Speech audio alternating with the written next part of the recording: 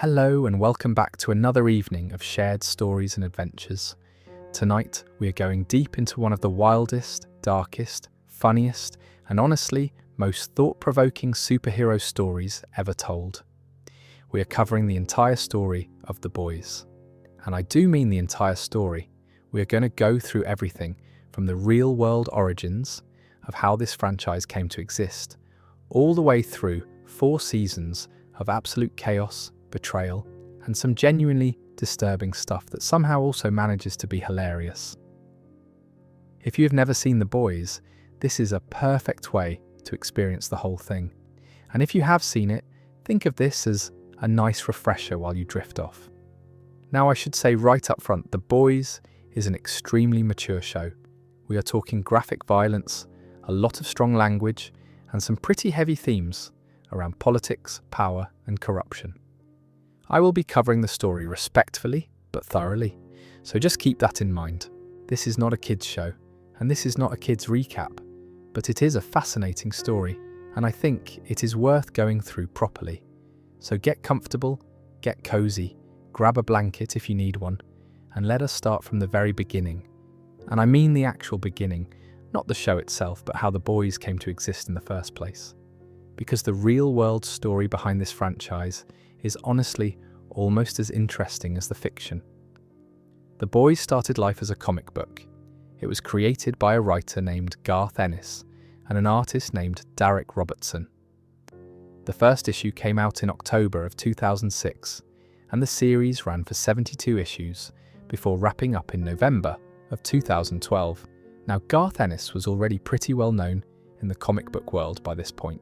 He had written a series called Preacher for DC Comics back in the mid-90s through 2000, which was this wild story about a preacher in Texas who gains the power to command anyone to do anything he says. And he goes on a road trip to literally find God and hold him accountable. If that sounds insane, that is because Garth Ennis writes insane things. He is also known for his work on The Punisher for Marvel, and a series called Hitman, which was about a superpowered contract killer living in Gotham City who occasionally crossed paths with Batman and Superman. Here is the thing about Ennis though. He has never been shy about the fact that he does not really like superheroes. He finds the whole concept a bit ridiculous, the idea that people with godlike powers would just naturally be noble and selfless and always do the right thing. He thinks that is absurd, and honestly, when you think about it, he might have a point. His take was always that if superheroes really existed, they would probably end up being somewhere between movie stars and politicians. They would be glamorous and people would follow their lives obsessively, but they would also have real tangible power over the world. And that combination, fame plus power plus zero accountability, would almost certainly lead to corruption. Darick Robertson, the artist, had been working in comics since he was quite young.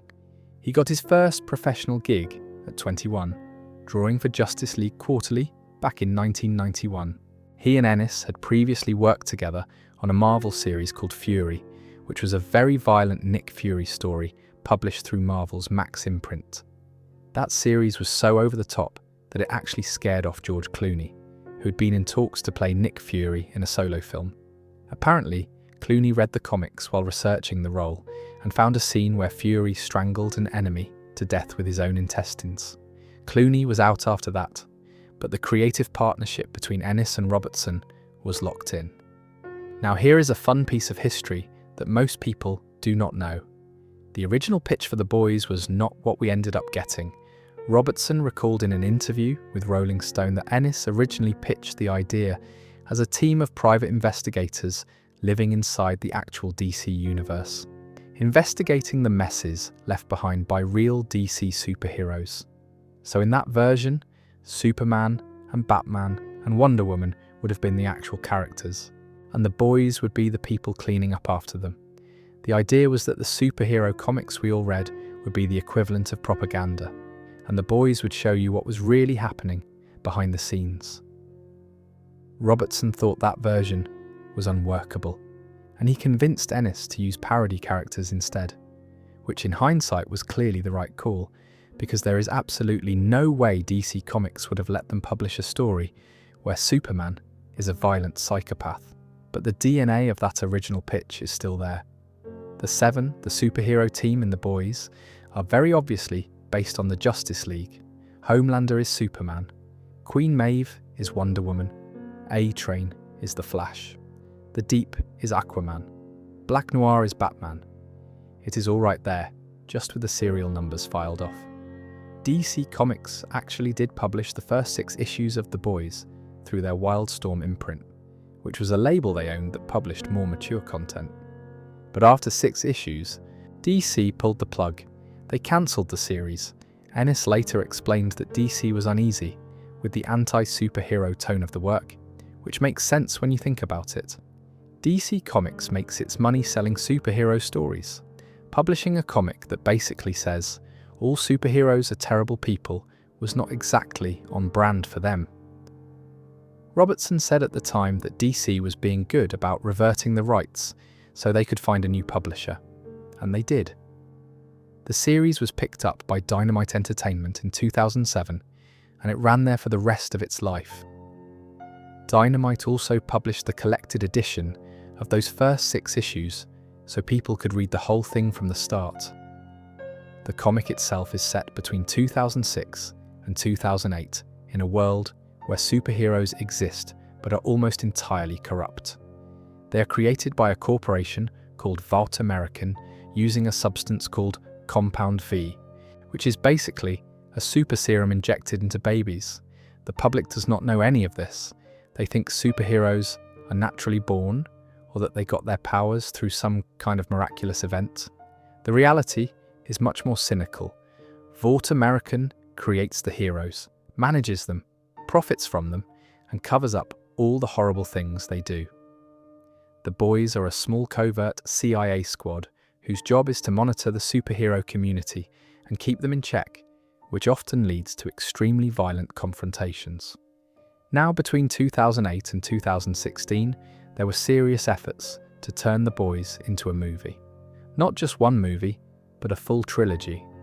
This was being developed at Columbia Pictures and later Paramount Pictures. Adam McKay, the director of The Big Short and Anchorman, was attached to direct at one point. There were even discussions about casting Russell Crowe as Billy Butcher and Simon Pegg as Huey Campbell. A screenplay was written. Demo animatics of scenes were created. It was getting pretty far along, but it never happened. The consensus was that Hollywood just was not ready for it. This was 2008, remember? The Marvel Cinematic Universe was just getting started with Iron Man. The idea of a major studio releasing a film where superheroes are depraved villains was too risky at a time when the industry was betting everything on superheroes being beloved. Robertson himself said it best. He said he would not change how things worked out because the show is amazing, but that it just came down to it being 2008, not 2018. Hollywood was not ready yet. The project sat in development limbo until 2016, when Eric Kripke entered the picture. Now, if you are a fan of Supernatural, you know Eric Kripke. He created that show, which ran for 15 seasons and became one of the longest-running genre shows in American television history. Kripke was initially developing The Boys as a television series for Cinemax, but it eventually moved to Amazon. Seth Rogen and Evan Goldberg, known for Superbad and Pineapple Express, came on as executive producers, and the first season of The Boys premiered on Amazon Prime Video on July 26, 2019. The show was an immediate hit. It was dark, it was funny, it was shocking, and it felt incredibly relevant. It took the core concept from the comics and updated it for the modern era. Instead of Vought the corporation is simply called Vought International. Instead of the story being set in a post-9/11 comic book landscape, it is set in a world that mirrors our own, with social media, cable news, political tribalism, and corporate greed all playing major roles in how the story unfolds. And that is where we are going to spend most of our time tonight. The TV show, 4 seasons of it, with a fifth and final season on the way. But before we get into the actual plot, I think it is really important to properly introduce the characters, because there are a lot of them, and they are all fascinating in their own way. So let us talk about the two groups at the centre of this story. On one side, you have the Seven, Vaught's flagship superhero team. On the other, you have the Boys, the ragtag group of vigilantes trying to bring them down. Let us start with the Seven, and specifically with the most important character in the entire show, Homelander, played by Anthony Starr in what I honestly think is one of the best villain performances in television history. Homelander is the leader of the Seven and the most powerful supe in the world. He is basically this show's version of Superman. He can fly, he has super strength, he has heat vision that can cut through pretty much anything. He is nearly invulnerable, and he has super hearing. On the surface, he is America's golden boy. He wears a stars and stripes cape. He smiles for the cameras. He does public appearances and rallies. He is everything a superhero is supposed to be.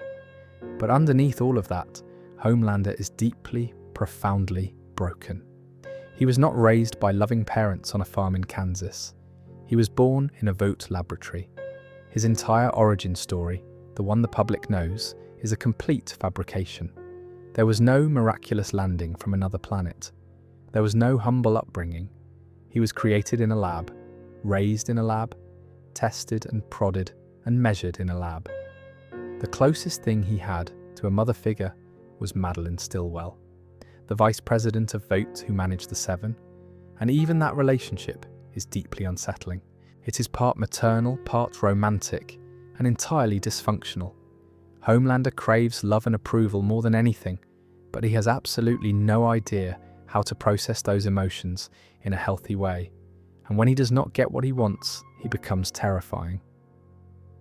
Then there is Queen Maeve, played by Dominique McElligott. She is the Wonder Woman of this world. Super strong, a skilled fighter, and publicly portrayed as this fearless warrior queen. But the reality is that Maeve is exhausted, she's disillusioned. She's been doing this long enough to know that the Seven is a joke, that Vought is corrupt, and that Homelander is a monster, but she feels trapped. She drinks too much. She goes through the motions. She is secretly in a relationship with a woman named Eleanor, which she hides because she's terrified of what Homelander would do if he found out. Maeve is one of the most tragic characters in the show because she knows exactly how bad things are and feels completely powerless to change them, despite literally having superpowers. A-Train, played by Jesse T. Usher, is the speedster.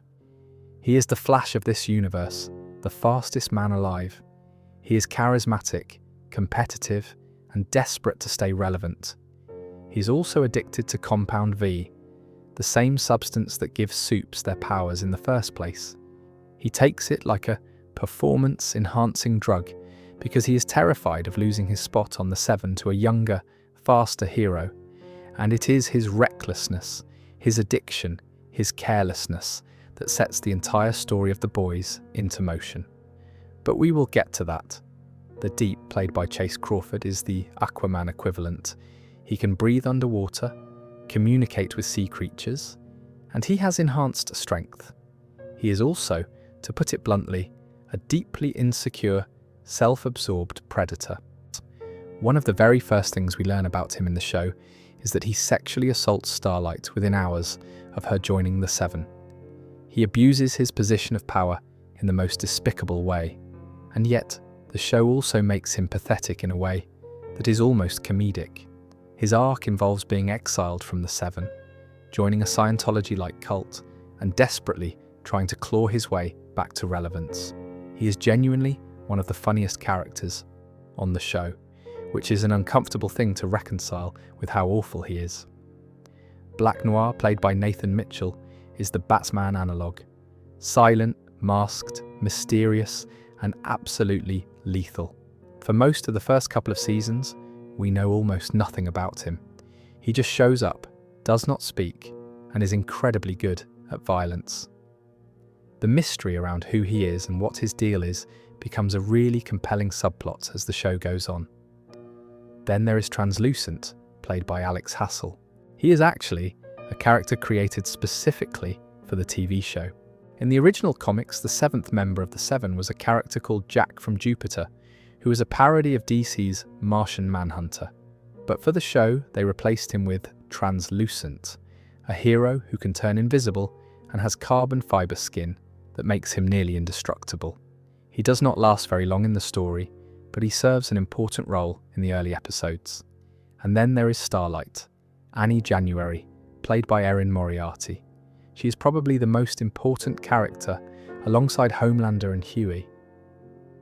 Annie grew up in Iowa, believing she was chosen, that her powers were a gift from God, and that joining the Seven was her destiny. Her mother raised her as this devout, wholesome, small-town superhero. What Annie did not know, and what she eventually learns, is that her mother signed her up for compound 5 injections as a baby. Her powers are not divine, they are chemical. She can project blinding light and electromagnetic energy from her body, and she is genuinely one of the only good people in the entire super ecosystem. Her journey, from wide-eyed idealist to disillusioned rebel to full-on resistance fighter, is one of the best character arcs in the show. On the other side of things, we have the boys themselves, and their leader is Billy Butcher, played by Carl Urban. Butcher is British, foul-mouthed, ruthless, charismatic, and absolutely obsessed with destroying Homelander.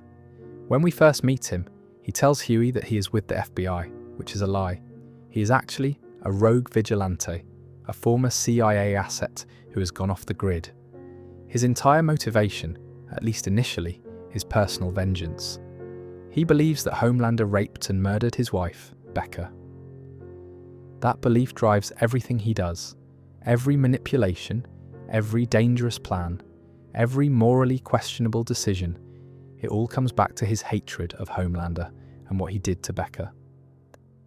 Then there is Huey Campbell, played by Jack Quaid.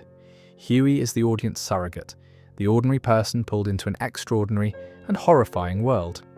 He works at an electronics store. He lives with his dad. He is kind, a little awkward, and completely unprepared for what is about to happen to him. And here is a fun detail.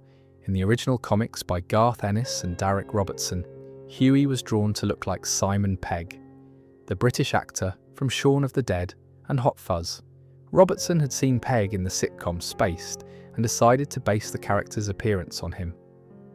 When the TV show was being cast, Pegg was considered too old to play Huey, so Jack Quaid got the role instead. But as a lovely nod to the comics, Simon Pegg was cast as Huey's father, also named Hugh. It is a nice little detail. Mother's Milk, or MM, is played by Laz Alonso. He is the tactical planner, the moral compass, the guy who keeps the boys from completely going off the rails. He is a family man who is trying to balance his work with the boys against his responsibilities as a father. He is calm, methodical, and deeply principled, which often puts him at odds with Butcher, who has no principles whatsoever beyond destroying supes. Frenchie, whose real name is Serge, is played by Toma Capone. He is the weapons expert, the chemist, the guy who knows how to build things and blow things up. He is French, obviously, and he has a complicated past involving organised crime. He is also one of the most emotionally open characters on the show, which is an interesting contrast to his violent skill set. And then there is Kimiko, also known as the female, played by Karen Fukuhara. Kimiko's story is heartbreaking. As a child, she and her brother were kidnapped and forcibly injected with Compound V. She was turned into a weapon against her will. She has super strength and regenerative healing abilities, meaning she can recover from injuries that would kill a normal person.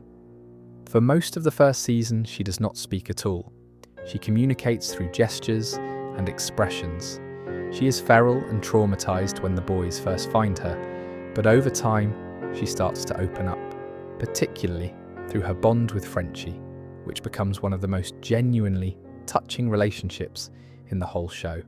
And rounding out the key players on the boys' side is Grace Mallory, played by Layla Robbins. Mallory is a former CIA deputy director and the person who originally assembled the boys as a covert anti-supe unit. She is tough, pragmatic, and has been fighting this war for a lot longer than anyone else in the group. So those are your main players. The 7 on one side, the boys on the other, and a whole lot of complicated, morally grey people in between. Now that you know who everyone is, let us get into what actually happens when these two worlds collide. And trust me, it gets messy fast. Season 1 of The Boys opens with what might be the most brutally effective first scene in modern television. We meet Huey Campbell. He's a normal guy. He works at an electronics store called Bryman Audio in New York City. He is in a happy relationship with a woman named Robin. They are standing on the sidewalk together, talking about their future, discussing moving in together. It is sweet. It is mundane. It is exactly the kind of quiet, normal conversation that two people in love have every single day. And then Robin explodes. A-Train, running at superhuman speed, plows directly through her. 1 second she's there, holding Huey's hand and talking about apartments. The next second she's gone. She is just gone. Huey is left standing on the sidewalk, covered in blood, still holding Robin's severed hands. A-Train barely stops. He's carrying a red duffel bag, muttering something about how he cannot stop, and then he zooms away. And Huey is left there in the street, completely destroyed, holding the hands of the woman he loved. It is horrific, and it is supposed to be, because that scene does something really important for the rest of the series. It shows you, in the most visceral way possible, what it actually means when someone with superpowers is careless. In a normal superhero story, collateral damage is just a thing that happens in the background. Buildings fall down, cars get thrown around, and we never really think about the people inside them. The Boys forces you to think about it. It forces you to stand there with Huey and understand what it feels like to be on the receiving end of a world where gods walk among us and do not care about the consequences. After Robin's death, Vaught's legal team swoops in. They offer Huey $45,000 and a non-disclosure agreement. Sign this, keep quiet, and we will make this go away. Huey's father thinks he should take the money. Everyone around him seems to think he should just accept it and move on. But Huey cannot. He cannot because he watches A-Train go on television and give this hollow, scripted, completely insincere apology for what happened. A-Train says Robin stepped out into the street while he was chasing bank robbers. He says he regrets the incident. And Huey knows it is all a lie. He knows A-Train does not care. He knows Vought does not care. Nobody cares about Robin. This is when Billy Butcher shows up. He approaches Huey, claims to be an FBI agent, and tells him that he knows the truth about supes. He takes Huey to an underground club where supes hang out when they are not in costume, and he shows him security camera footage of A-Train at the club, all laughing about killing Robin. A-Train is joking about it. He even mentions accidentally swallowing one of her molars. That is the level of disregard we're talking about. Butcher asks Huey to accept Vaught's settlement offer, but only if A-Train is there to personally apologise. While there, Huey would secretly plant a listening device inside 7 Tower, Vaught's headquarters. Huey initially refuses. But after meeting Annie January by chance on a park bench in Central Park, where they are both having terrible days and unknowingly give each other the courage to keep going, Huey changes his mind. He calls Vought, accepts the deal, and agrees to Butcher's plan. Meanwhile, at 7 Tower, Annie January has just achieved her lifelong dream. She has been accepted into the 7 as the new Starlight, replacing a hero called Lamplighter who has supposedly retired. Annie is nervous, excited, and completely starstruck. This is everything she has ever wanted. She grew up believing that the 7 were the greatest heroes in the world, and now she is one of them. And then, within hours of arriving, the Deep corners her and sexually assaults her. He tells her that if she wants to stay in the 7, she needs to play along. It is a sickening scene, and it sets the tone for Annie's entire arc. Her dream has been shattered almost immediately. The heroes she idolised are not heroes at all, and she has to decide whether to stay and try to change things from the inside, or walk away from everything she has ever wanted. While Huey is at 7 Tower planting the bug, he is discovered by Translucent, who has been lurking invisibly.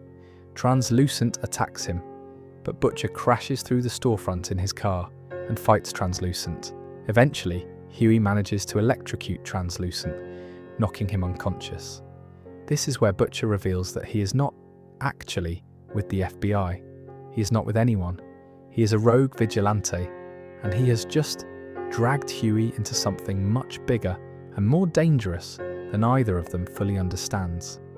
Now I should mention what is happening with Homelander during all of this, because it is important. Early in the first season, the mayor of Baltimore tries to blackmail Vought's VP Madeline Stillwell. He knows about something called Compound V and threatens to go public unless he gets a better deal on having a soup stationed in his city. Madeline negotiates with him, but the message gets to Homelander, and Homelander's solution is simple. He flies up to the mayor's private plane, with the mayor and his young son on board, and he destroys it with his heat vision. Everyone on the plane dies, a man, his child, the crew, all because someone threatened Vaught's secrets. This is the first time we see Homelander kill innocent people, and it will not be the last, not by a long shot. Over the course of the season, Butcher assembles his team. He brings in Frenchie, who is skilled with weapons and has experience dealing with soups. He recruits Mother's Milk, who is reluctant because he has a family, but agrees because he knows how dangerous soups are if left unchecked. And they discover Kimiko, who is being held captive at a compound where Vought has been injecting people with Compound V to create super terrorists. Vought's plan is to release these terrorists into the world, then argue that the 7 and other Vought heroes need to be embedded in the United States military to deal with the threat. They are manufacturing the problem and selling the solution. It is war profiteering with superpowers. The boys manage to rescue Kimiko, but not before things go sideways. Kimiko's brother, who is also experimented on, is there too. Homelander shows up, and the situation escalates into a bloodbath. Homelander does not care about collateral damage. He never has. One of the biggest discoveries the boys make during Season 1 is the truth about Compound V itself. They learn that every single soup in the world was made, not born.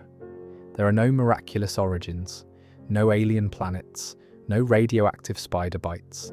Vought approached the parents of newborns and offered them the chance to inject their baby with Compound V, a drug that would give the child superpowers.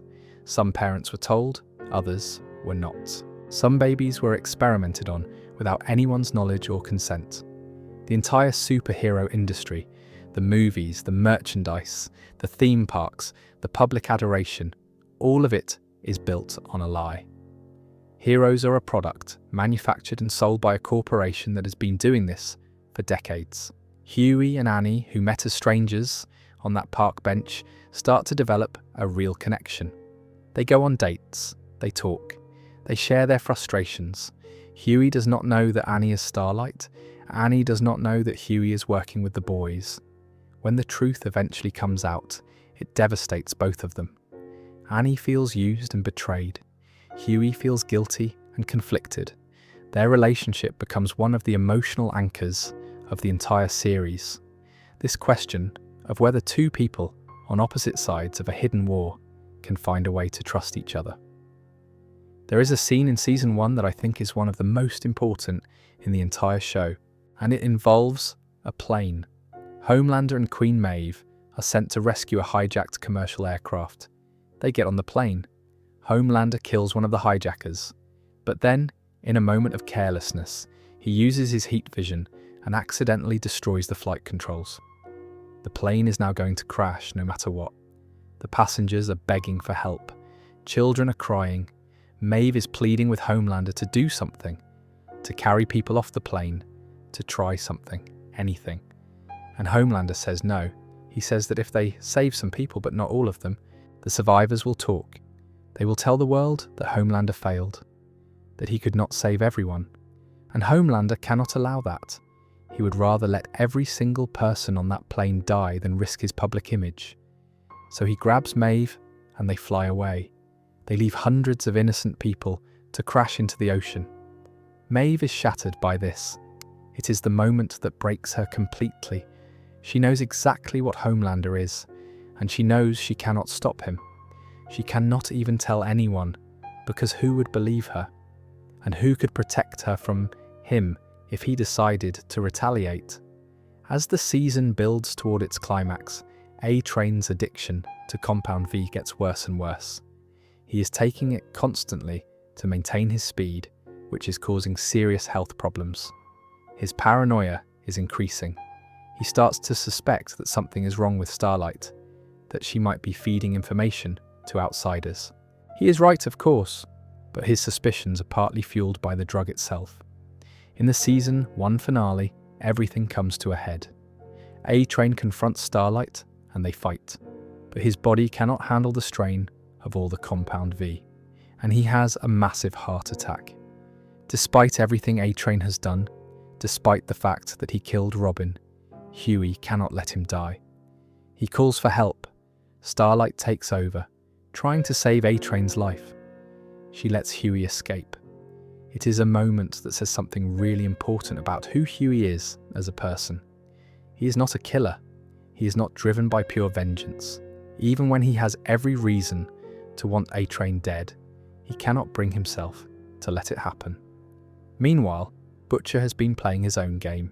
He kidnaps Madeline Stillwell, straps a bomb to her, and tries to use her as leverage against Homelander. Butcher's plan is to force Homelander into some kind of confrontation. But Homelander does not negotiate. He walks in, looks at Madeline, and kills her himself. He laser beams her face off. He was getting bored of her anyway, and Butcher just gave him an excuse. But then comes the twist that changes everything. Homelander takes Butcher to a house in the suburbs, and inside that house is Becca, Butcher's wife. Alive, Butcher has spent years believing that Homelander raped Becca and then killed her. The truth is that Homelander did rape her, but he did not kill her.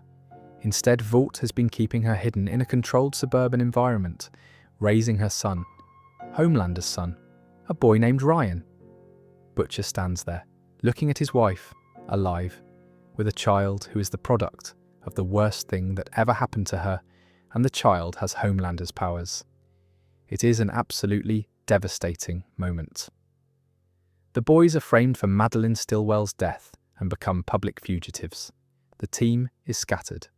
Butcher is in shock, and the first season ends with this overwhelming feeling that everything has changed and nothing will ever be simple again.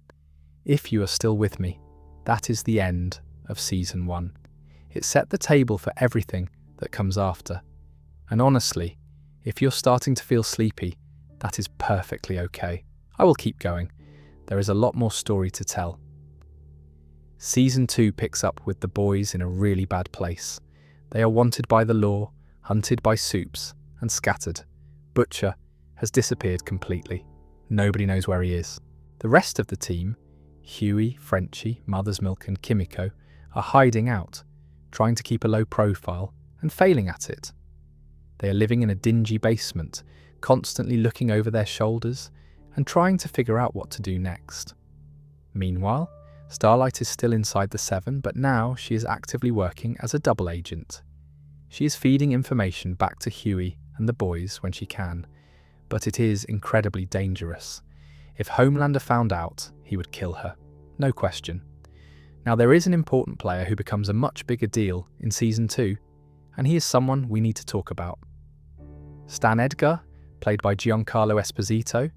He actually showed up briefly in the Season 1 finale, but Season 2 is where he really steps into the spotlight. If you know Esposito from Breaking Bad, where he played Gus Fring, you already have a sense of the energy he brings to this role. Stan Edgar is the CEO of Vought International. He is calm, measured, ruthlessly intelligent, and he is the one person in the entire show who does not seem afraid of Homelander. There is this incredible scene early in Season 2 where Edgar essentially puts Homelander in his place, reminding him that Vought is not a superhero company. It is a pharmaceutical company. Superheroes are just one product line. Edgar treats Homelander like an employee, not a god, and it drives Homelander absolutely insane. But the biggest addition to Season 2 is Stormfront, played by Aya Cash. Stormfront joins the Seven as a replacement member, and from the outside she seems like exactly what the team needs. She's charismatic, she is funny, she is social media savvy, and she connects with younger audiences in a way that the rest of the Seven never could. She films herself fighting crime and posts it online. She engages with fans directly. She feels modern and relatable and honest in a world full of corporate fakeness. Homelander is initially threatened by her because she's stealing his spotlight, but they quickly develop a relationship. A romantic and deeply unsettling relationship. Here is where things get really dark, because over the course of Season 2, we learn the truth about who Stormfront really is. Her real name is Clara Risinger. She is not a new hero. She is the oldest one. She was the very first successful Compound V subject in history. She has been alive since the early 20th century. Her husband was Frederick Vought, the man who founded Vought International. And Frederick Vought originally developed Compound V for the Third Reich. He was a Nazi scientist. And Stormfront is not just someone with a bad past. She is an active, committed ideological white supremacist. She previously operated under a different superhero identity called Liberty in the 1970s, during which time she murdered an innocent black man. She is a Nazi, and she has been hiding in plain sight for decades. The revelation that the most popular new superhero in America is literally a Nazi is one of the most powerful moments in the entire show. And it works because the show takes its time getting there. You spend several episodes watching Stormfront be charming and funny and seemingly progressive. And then the mask comes off, and it is absolutely chilling. The show uses Stormfront to make a point about how extremist ideology can be packaged in appealing, modern, social media-friendly wrapping. She does not look like what most people picture when they think of a white supremacist. She looks cool. She looks relatable. And that is exactly what makes her so dangerous. Homelander and Stormfront's relationship is one of the most disturbing things in the show, and that is saying something. She feeds his ego. She validates his worst instincts. She tells him that they are gods, that they are above normal people, that they should be running the world instead of answering to corporations and governments. She is radicalizing him, essentially, pulling him further and further from any pretense of caring about humanity. Meanwhile, the Deep has been exiled from the Seven and sent to Sandusky, Ohio, which is played as this humiliating demotion. While there, he's recruited by the Church of the Collective, which is very clearly a parody of Scientology. The church promises to rehabilitate his image and get him back into the Seven if he follows their program. The Deep goes along with it because he is desperate for relevance, but the church is manipulative and controlling, and his subplot becomes this weird, funny, and occasionally sad commentary on how vulnerable people get sucked into cults. Butcher eventually resurfaces and reunites with the boys. He has been dealing with his own crisis, trying to process the fact that Becca is alive and has a son with Homelander. Butcher is forced to confront the fact that his entire mission, his entire identity, was built around avenging a woman he thought was dead. And now she is alive, and she does not want to be rescued. She wants to protect her son Ryan and keep him away from Homelander's influence. Butcher's relationship with Becca is complicated and painful, and it forces him to question what he is actually fighting for. Kimiko's brother Kenji appears in Season 2 as well. He was also experimented on with Compound V and has telekinetic powers. Tragically, Kenji is killed by Stormfront, who murders him with her plasma-based powers and shows absolutely no remorse. It is the first clear indicator that Stormfront is targeting people of colour specifically, though the full extent of her ideology has not been revealed yet at that point. As Season 2 progresses, there is a mysterious subplot involving someone who can make people's heads explode. Literally, someone is going around popping heads. A CIA deputy named Susan Rayner has her head blown up in front of Butcher. Then, during a congressional hearing about Vought and Compound V, multiple people in the crowd have their heads explode simultaneously. It is horrifying, it is graphic, and it creates this constant sense of paranoia. Who is doing this? How and why? The boys and Starlight work together to expose Stormfront's Nazi past.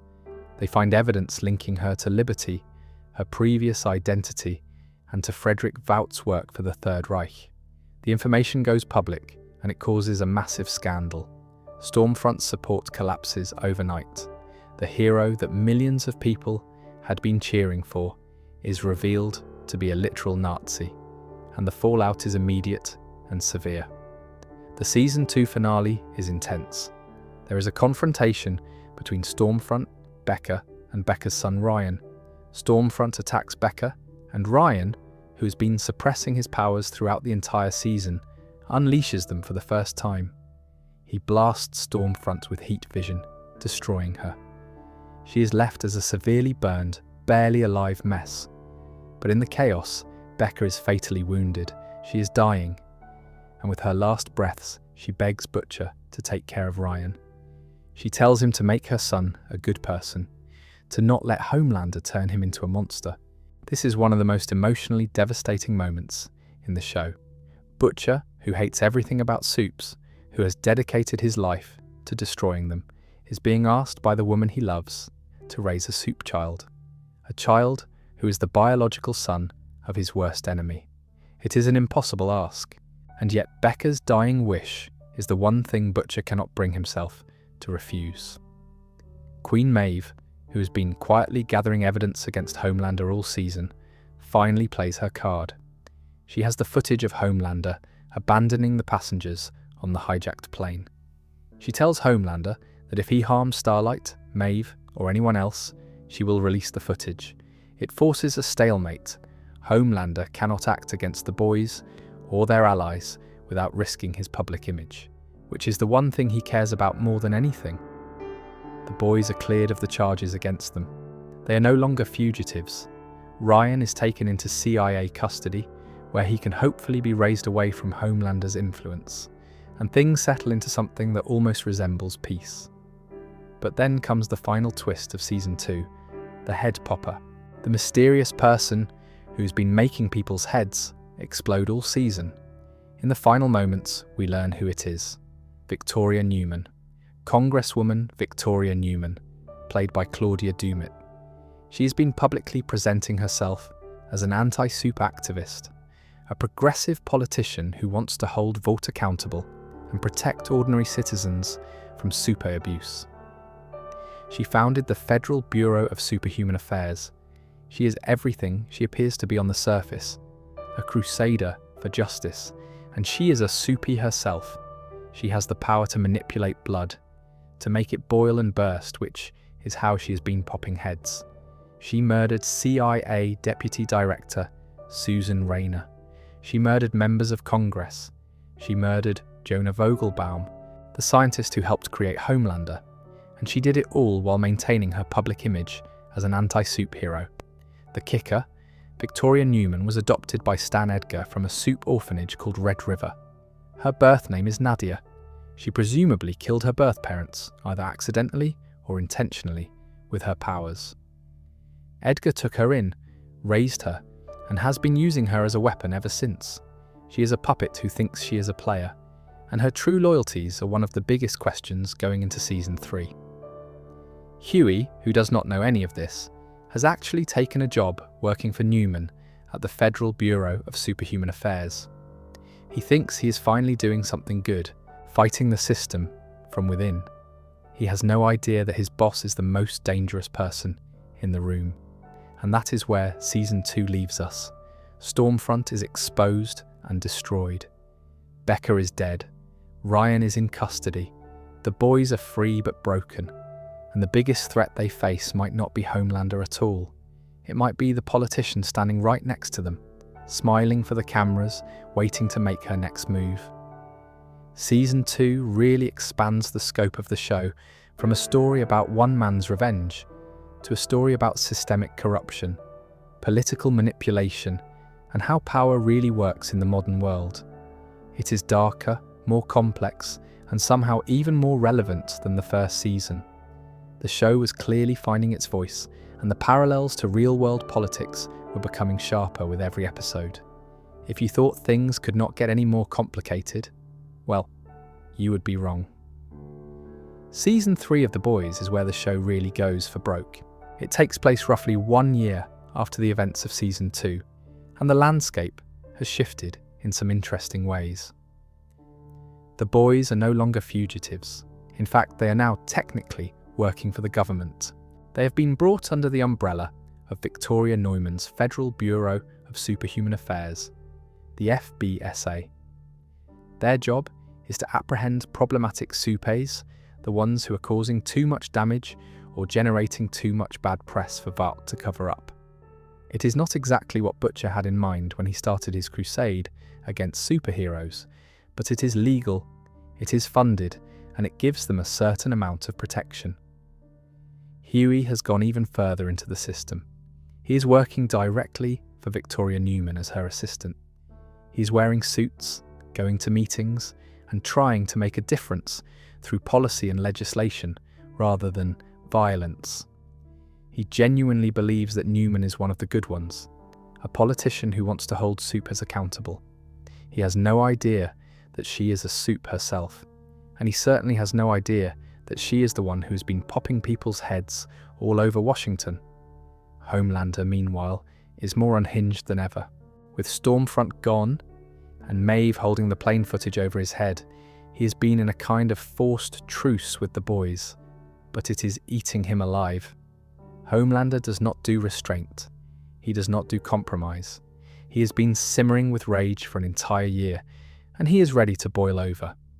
At the start of Season 3, Homelander makes a move that changes the entire power dynamic. He takes over Vought International, not through some subtle corporate maneuver, but through pure intimidation. He pushes Stan Edgar out.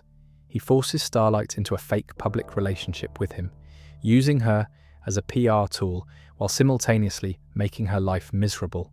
He is done playing by other people's rules. He wants to run everything himself. There is a scene where Homelander goes on a talk show and starts hinting at exposing the powerful people who have been pulling his strings. It is a direct attack on Stan Edgar, and it works. Edgar tries to use his adopted daughter Victoria Neumann to rein Homelander in with fines and public criticism. But Neumann has her own agenda. She is looking out for herself and her young daughter Zoe. So instead of fighting Homelander, she cuts a deal with him. She will help him take down Edgar in exchange for a vial of Compound V, which she wants to inject into her daughter to give her powers. Her reasoning is that in a world full of supes, the only way to keep her daughter safe is to make her one of them. It is a deeply cynical calculation, but it works. Edgar is publicly accused of fraud and corruption and is forced to take a leave of absence from Vought. Homelander is now in charge with nobody to check his power, and Victoria Neumann has positioned herself as an ally of the most dangerous person in the world. Now here is where things get really interesting. Queen Maeve, who has been secretly preparing for a confrontation with Homelander, reaches out to Butcher. She tells him that there might be a weapon capable of killing Homelander. A weapon connected to a supe named Soldier Boy. Soldier Boy was the leader of Vought's original superhero team, a group called Payback, back in the 1980s. He was essentially the Homelander of his era, the face of American heroism, the most powerful supe in the world. But according to official records, Soldier Boy died during a mission in Nicaragua. Maeve thinks the weapon that killed him might be the key to taking down Homelander. But here is the twist. Soldier Boy is not dead. He is alive. What actually happened in Nicaragua was a betrayal. Soldier Boy's own team, Payback, turned on him. They conspired with the Russians to hand him over. He was captured by the Soviet military and kept in a Russian facility for decades, experimented on, and held in some kind of cryogenic stasis. He has been locked away in a lab in Russia since the Cold War era. Maeve gives Butcher something else too, something that changes the game entirely. It is a drug called Temporary V, or Temp V. When a normal human takes Temp 5, they gain superpowers for approximately 24 hours. The effects wear off, but while they last, The person is as strong as any supe. Butcher takes it, and it gives him heat vision and super strength, just like Homelander. For the first time, Butcher can go toe-to-toe with the supes he's been fighting against. Huey discovers the truth about Victoria Newman around this time. He witnesses her using her head-popping powers during a confrontation with a man named Tony, an old friend from the Red River orphanage where she grew up. Tony was threatening to expose her secret identity. She killed him right in front of Huey. It is a horrifying moment of realization for Huey, who has been working for this woman, trusting her, and believing she was making the world better. He leaves the FBSA and rejoins the boys. But Huey has changed. He is tired of being the weak one, the guy who always needs to be saved. He is tired of Starlight having to protect him, so he does something reckless. He starts secretly taking Temp V himself. It gives him the power of teleportation, which is useful but comes with an embarrassing side effect. His clothes do not teleport with him. Every time he uses his power, he arrives at his destination completely naked. The show gets a lot of mileage out of this gag, and it is genuinely funny, but there is a darker edge to it. Huey is using a dangerous drug to feed his insecurity, and the parallels to A-Train's Compound 5 addiction in Season 1 are clearly intentional. The boys track Soldier Boy to Russia and find him in the facility where he has been held for decades. They release him, but Soldier Boy has changed. Whatever the Russians did to him during those years of experimentation, they gave him a new power. He can now emit a massive blast of energy from his body. This blast is essentially nuclear. It destroys everything around it. But more importantly, it can strip supes of their powers. It reverses the effects of Compound 5. This means Soldier Boy, played by Jensen Ackles, in a performance that is equal parts charming and menacing, might be the one thing that can actually take down Homelander. Soldier Boy is a fascinating character. He is handsome, confident, aggressive, and deeply problematic. He is basically what Captain America would be if Captain America were a selfish, narcissistic bully who happened to fight in the right war. Showrunner Eric Kripke described him as the Homelander before Homelander, and that description is perfect. He was America's hero for decades, but behind the scenes, he was abusive to his teammates, entitled, arrogant, and cruel. His team did not betray him because they were villains. They betrayed him because he was a terrible person and they had finally had enough. Inside the Seven, things are getting worse. Homelander murders a new member named Supersonic, who had been secretly recruited by Starlight to help resist Homelander from within. A-Train, desperate to stay in Homelander's good graces, ratted Supersonic out. Homelander killed him as a warning to Starlight. If she keeps plotting against him, Huey will be next. It is a horrifying display of power and control. Starlight reaches her breaking point. She goes live on social media and publicly denounces Homelander, Vought, and everything the Seven represents. She tells the world the truth. She renounces her Starlight identity and says she is done being a part of their system. It is a brave and defining moment for her character. From this point forward, she is not Starlight anymore. She is just Annie. And she is officially a member of the boys. Now here is the revelation that changes everything. The boys discover that Soldier Boy is Homelander's biological father. Vought used Soldier Boy's genetic material to create Homelander in a laboratory. Homelander was never raised by parents because he never had any. Not really. He was engineered from the DNA of one powerful super to create an even more powerful one. And Soldier Boy never knew he had a son. When Homelander learns this, he is desperate for connection. He has spent his entire life feeling abandoned, unloved, and alone. He approaches Soldier Boy and tries to convince him to be a family. Homelander, Soldier Boy, and Ryan. 3 generations of the most powerful beings on the planet together. Homelander wants what he has never had, a father. Soldier Boy's response is devastating. He looks at Homelander and tells him that it is a shame he missed so much, that he wishes he could have raised him, father to son. Maybe if he had raised him, he He could have made him better, and not some weak, snivelling, attention-starved disappointment. But there is no fixing that now. Homelander is, in Soldier Boy's words, a disappointment. It is brutal, and it breaks Homelander in a way that nothing else in the show has managed to. Being rejected by Soldier Boy, by his own father, pushes Homelander past any remaining limits he might have had. From this point forward, he is pure rage and resentment. There is a problem with Temp Fee that becomes clear during Season 3.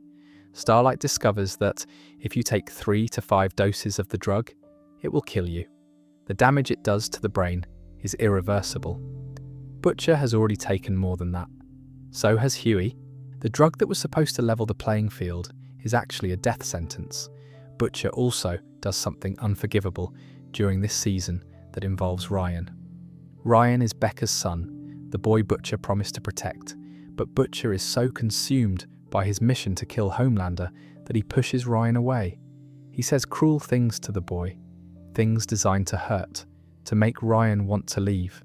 He does this because he is afraid that Ryan's powers make him dangerous, and because being around Ryan reminds him of Homelander. But the cruelty works. Ryan is devastated, and this creates an opening for Homelander to swoop in and reclaim his son.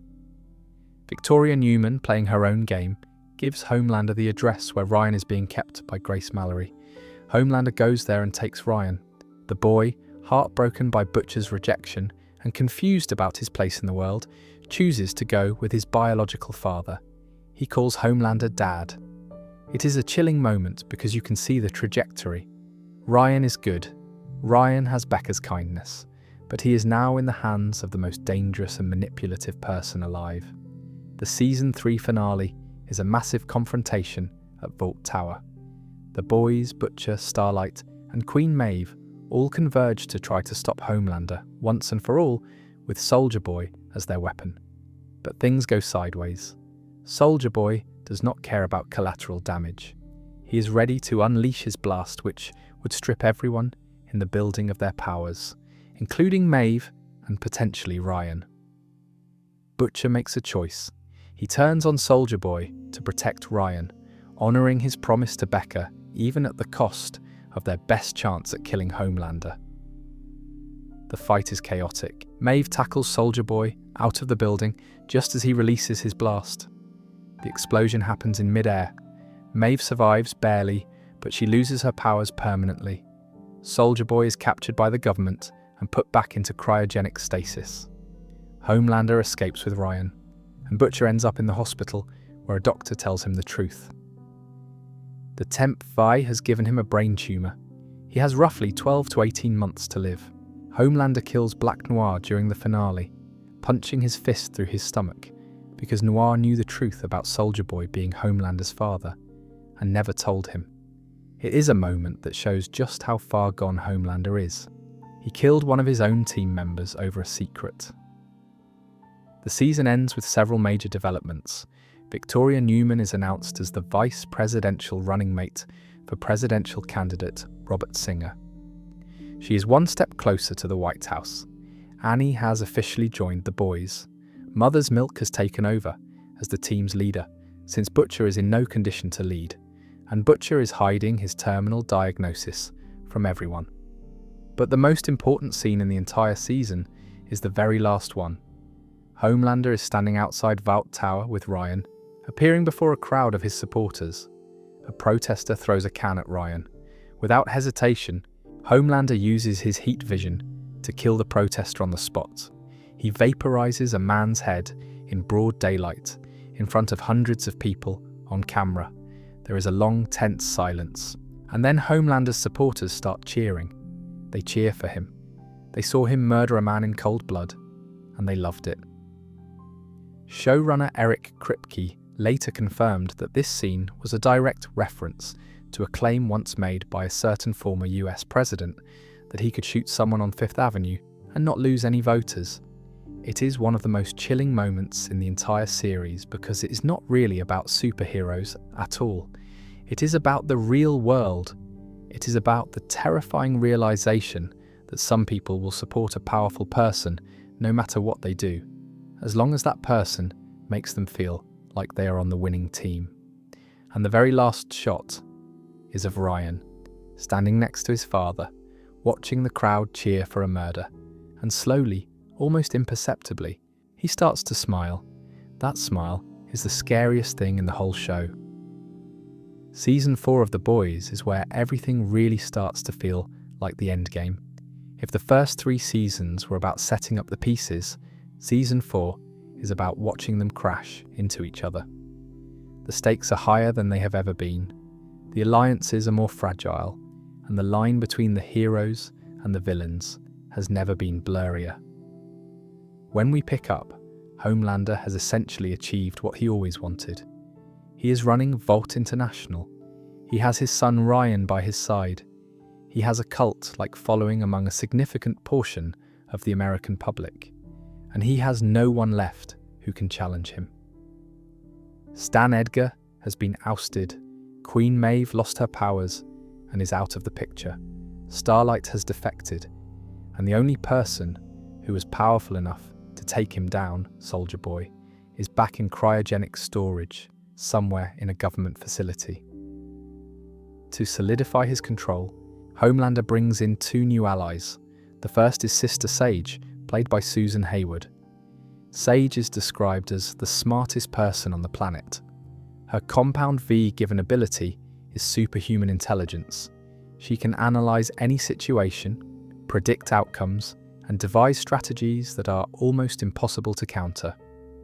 Homelander brings her in as the new CEO of Vought, replacing Ashley Barrett, who has been running things and slowly having a mental breakdown under the pressure. Sage is calculating, misanthropic, and completely willing to work with Homelander because she has her own plans for how the world should work. The second new addition is Firecracker, played by Valerie Curry. Firecracker is an alt-right soup influencer with a personal vendetta against Starlight. She is a conspiracy theorist, a skilled agitator, and a true believer in the cult of Homelander. She does not have particularly impressive powers, but her ability to rile up a crowd and spread disinformation makes her extremely useful to Homelander's political project. She is essentially his propaganda arm. There is also a new Black Noir. Now you might remember that Homelander killed the original Black Noir at the end of Season 3, but Vought cannot just have one of the 7 disappear, so they put someone new in the suit. Same costume, different person underneath. It is the same actor, Nathan Mitchell, but he is playing a completely different character. This new Black Noir is chatty, kind of goofy, and clearly in over his head. He is a stark contrast to the silent, deadly original, and the show minds a lot of dark comedy from the situation. On the boys' side of things, the situation is grim. Butcher is dying. His brain tumour from the temp fee is getting worse with every passing day. He is experiencing blackouts, headaches, and increasingly vivid hallucinations. The hallucination takes the form of Joe Kessler, played by Jeffrey Dean Morgan. Kessler was a real person, a CIA case officer and soldier who served with Butcher during the War on Terror. But Kessler is dead. Butcher left him behind during a battle in the Panjshir Valley in Afghanistan. He was killed because Butcher abandoned him. Now, as a side effect of the brain tumour, Kessler appears to Butcher as a vivid, persistent hallucination. A ghost in his head, pushing him toward increasingly dark and violent decisions. The Kessler hallucination is one of the most effective storytelling devices in Season 4, because we are not always sure when Butcher is acting on his own judgment, and when he is being influenced by this phantom in his mind. Kessler represents the worst parts of Butcher, the ruthlessness, the willingness to sacrifice anyone and anything, the conviction that the ends justify any means. As the season progresses, Kessler's influence grows stronger, and Butcher becomes more and more isolated from the boys. The other major development in Season 4 involves the super killing virus. Now, if you watch the spin-off show Gen V, you would already know about this. Gen V is set at Godolphin University, a college for young supes run by Vought. During the events of Gen V, a virus was developed that is specifically designed to kill supes. It targets compound 5 in their system and is essentially a biological weapon capable of wiping out every superpowered person on the planet. The development of this virus becomes a central plot point in Season 4 of The Boys. Frenchie, who has his own complicated arc this season involving his criminal past catching up with him, manages to recreate the virus. It is an incredibly dangerous thing to have, a weapon of mass destruction that could end the soup problem permanently. But it could also kill millions of people, since many supes are just ordinary people who were given Compound V as babies without their consent. The ethical implications of using the virus are enormous, and the boys are divided on what to do with it. Meanwhile, Homelander and Victoria Newman are executing a political conspiracy. The plan is to assassinate President-elect Robert Singer. If Singer is killed, Newman, as vice president, would ascend to the presidency. This would give Homelander an ally in the White House, someone he can control, someone who will rubber stamp whatever he wants. Sage is the mastermind behind the plan, orchestrating events from behind the scenes with surgical precision. But Newman is not as loyal to Homelander as he thinks. She has her own agenda. She has always had her own agenda. And as the season progresses, she starts to realize that Homelander does not see her as a partner. He sees her as a puppet, a tool, someone to sit in the Oval Office and do what she is told. Newman is many things, but she is not stupid, and she is not willing to be anyone's puppet. Not Edgar's, not Homelander's. Huey, who has been trying to steer the boys toward a more ethical path, makes a controversial decision. He reaches out to Newman. He offers her a deal. If she turns against Homelander and helps the boys, they will protect her and her daughter Zoe. It is a risky move because Newman is a known killer. She has popped dozens of heads. She is not a good person by any reasonable definition. But Huey believes that the situation is so dire that they need allies wherever they can find them. He tells the boys something that I think captures the theme of the entire season. He says that violence is not brave, that forgiveness, letting go, a little mercy, that is brave, and that if they are ever going to win against monsters, they have to start acting human. It is a beautiful sentiment, and it is immediately undermined by what happens next. There is a devastating subplot involving Ryan and Grace Mallory. Mallory, who has been watching over Ryan and trying to keep him grounded, makes a terrible miscalculation. She tells Ryan the truth about Homelander, all of it, that his mother, Becca, was raped, that Ryan's very existence is the result of that assault, that Homelander is a monster who has killed countless people. She tells him everything all at once with no warning and no gentleness. Ryan cannot handle it. He is a teenager with the powers of a god, and the foundation of his world has just been ripped out from under him. He lashes out. He pushes Mallory into a concrete wall with his super strength, and she dies instantly. Ryan has just killed one of the most important people in the boys' world, and he did not even mean to. He is horrified, traumatized, and more vulnerable than ever. The season builds to a chaotic finale that redefines the entire landscape of the show. Homelander, during a Vought News interview, loses his temper and uses his heat vision on Victoria Newman on live television. He kills her in front of the cameras, inadvertently revealing to the world that she was a supe. Her head does not explode the way her victims' heads did. It is more precise than that. But the result is the same. Newman is dead, and the world now knows she had powers. Newman, before her death, had been trying to switch sides. She had come to the boys looking for help, realizing that Homelander was going to use her and discard her. Huey had accepted her offer. Frenchie had prepared a single dose of the soup-killing virus. They were going to use Newman as a Trojan horse, someone who could get close enough to Homelander to deploy the virus. But Butcher destroys everything. His brain tumor has progressed to the point where it is physically transforming him. He develops these horrifying venom-like tentacles that emerge from his body, a mutation caused by the Temp V interacting with the tumor. When Newman comes to the boys' hideout to make the deal, Butcher loses control. His tentacles rip Newman apart, killing her. Then he takes the virus from Frenchie and disappears. Butcher has gone completely rogue. He has the only dose of the soup-killing virus. He has tentacle powers fueled by a brain tumor. And the Joe Kessler hallucination is now the dominant voice in his head, urging him toward total destruction.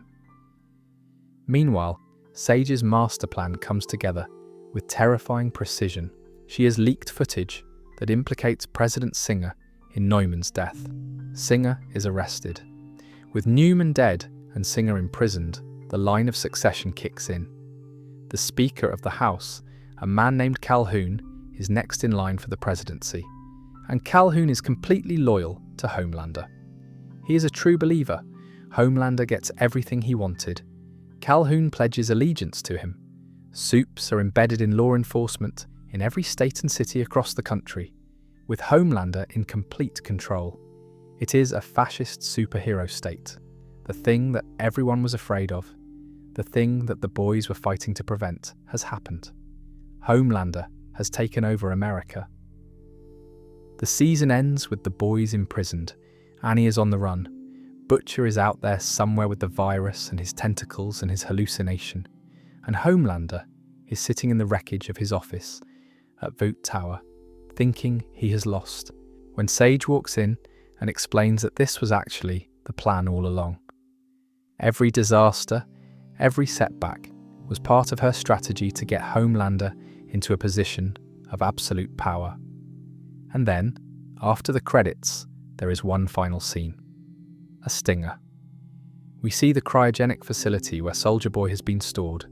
The chamber opens. Soldier Boy's eyes flutter. He is waking up. Homelander's father is coming back. And there is going to be hell to pay. That is where Season 4 leaves us. It is the darkest ending the show has ever had. The good guys have lost. The bad guys have won. And the few people who might still be able to change things are scattered, imprisoned, or dying. If you are fading right now, that is completely okay. You have made it through 4 seasons of one of the most complex and intense shows on television. Take a breath, get comfortable. There is still more to talk about, but it is gentler from here. Now that we have gone through the main story, I want to take some time to really dig into the characters and themes that make The Boys so much more than just a violent superhero show, because honestly, the violence and the shock value are what get people talking, but the character work is what keeps people watching. So let us slow down a bit and really look at what makes these people tick. Let us start with Homelander, because he is the sun that everything else orbits around. Anthony Starr's performance in this role is something special. You could argue that Homelander is one of the most compelling villains in television history, and I think a big part of that is because he is not just a villain. He is a deeply broken person who was never given the tools to be anything else. Think about his upbringing. He was born in a laboratory, not a hospital, not a home, a laboratory.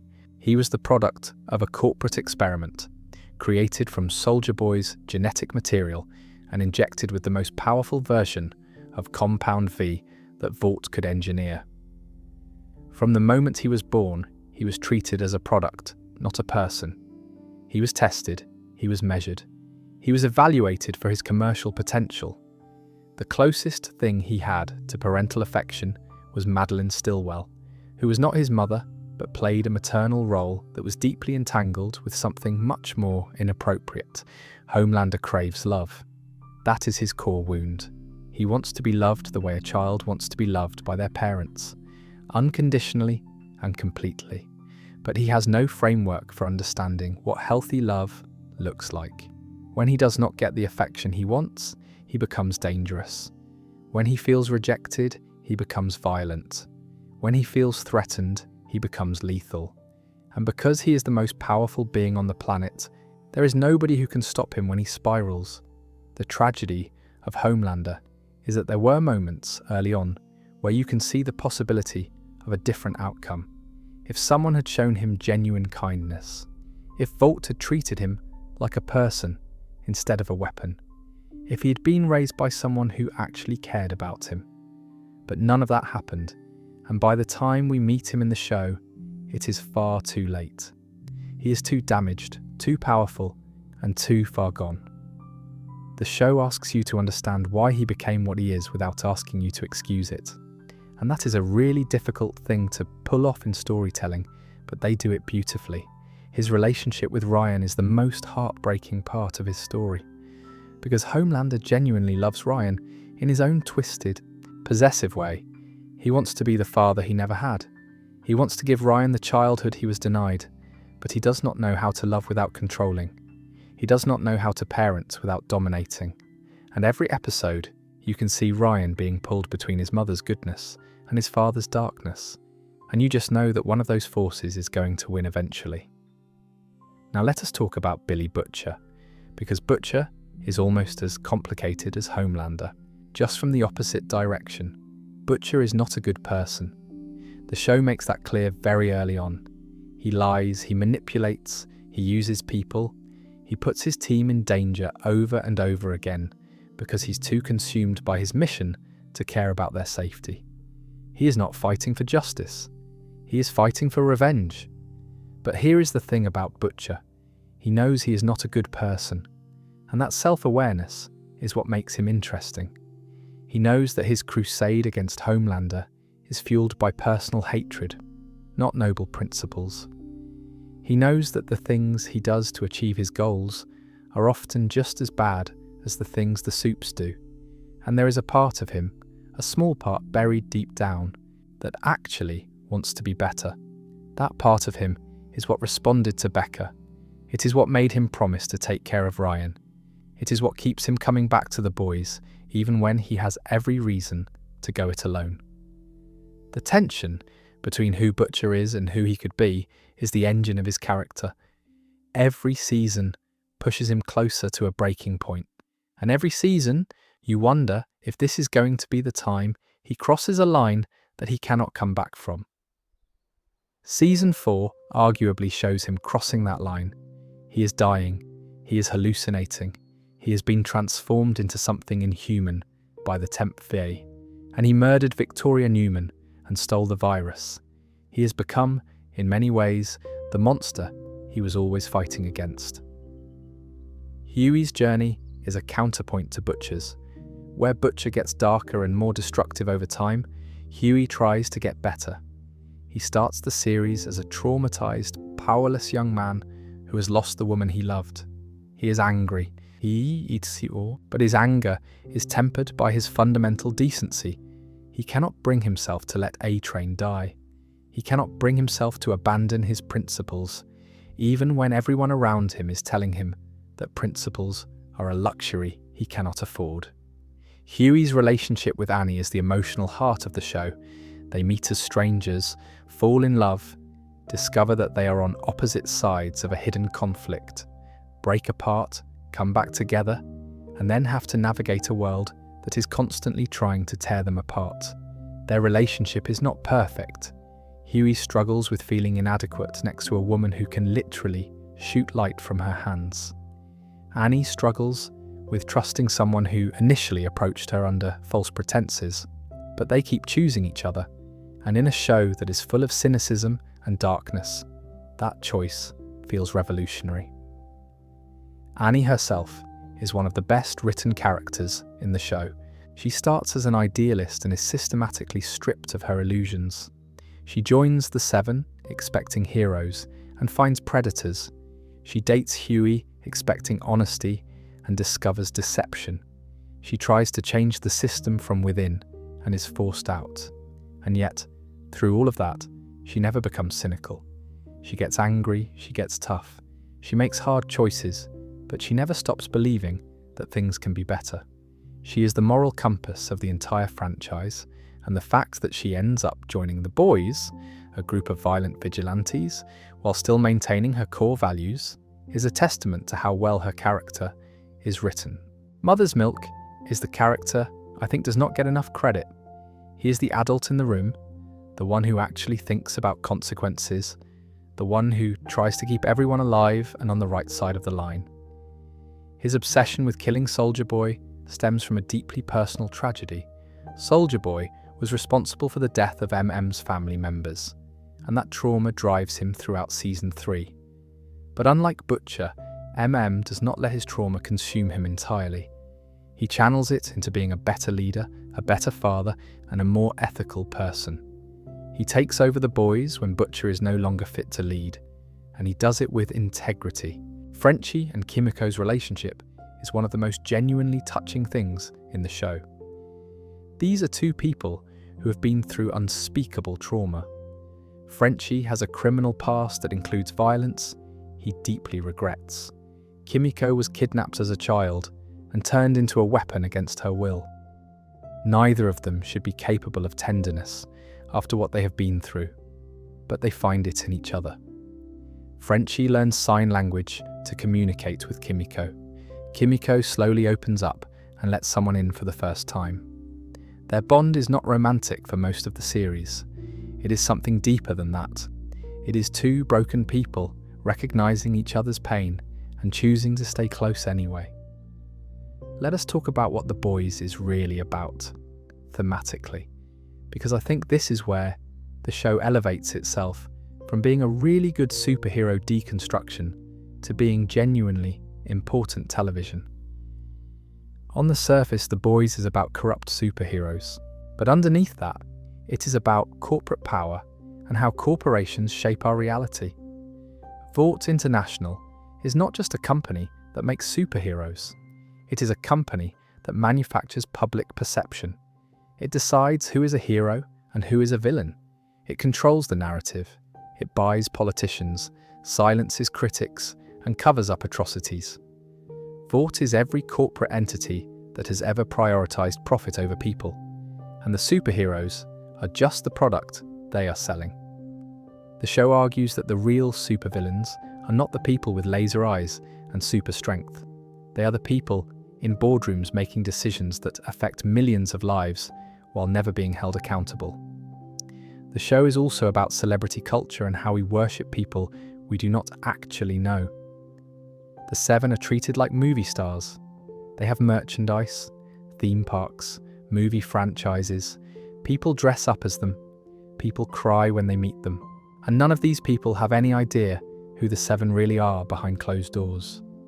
The public Homelander and the real Homelander are two completely different entities, and the gap between them is where all the horror lives. The show asks what happens when we give people our unconditional adoration without ever questioning whether they deserve it. And then there is the political commentary, which has gotten sharper and more pointed with every season. The Boys is, at its core, a show about authoritarianism. It is about how a charismatic strongman can build a cult of personality, erode democratic institutions, silence dissent, and ultimately seize power, all while a significant portion of the population cheers him on. Homelander's arc across 4 seasons is essentially a study in how fascism takes root. He starts as a controlled corporate asset, becomes a populist figure who speaks directly to his base, eliminates anyone who challenges him, and ends up running the country through a puppet president. The parallels to real-world politics are not subtle, and the show does not pretend they are. The show also deals with addiction in really interesting ways. A-Train's addiction to Compound V mirrors. Real-world performance enhancing drug abuse. Huey's use of Temp V is driven by insecurity and the desire to feel powerful. Butcher's use of Temp V is self-destructive in the most literal sense. Even the Deep's involvement with the Church of the Collective is a kind of addiction, a desperate clinging to anything that makes him feel valued and important. The show uses superpowers as a metaphor for the things people use to fill the voids in their lives, and it shows how those things almost always end up making things worse.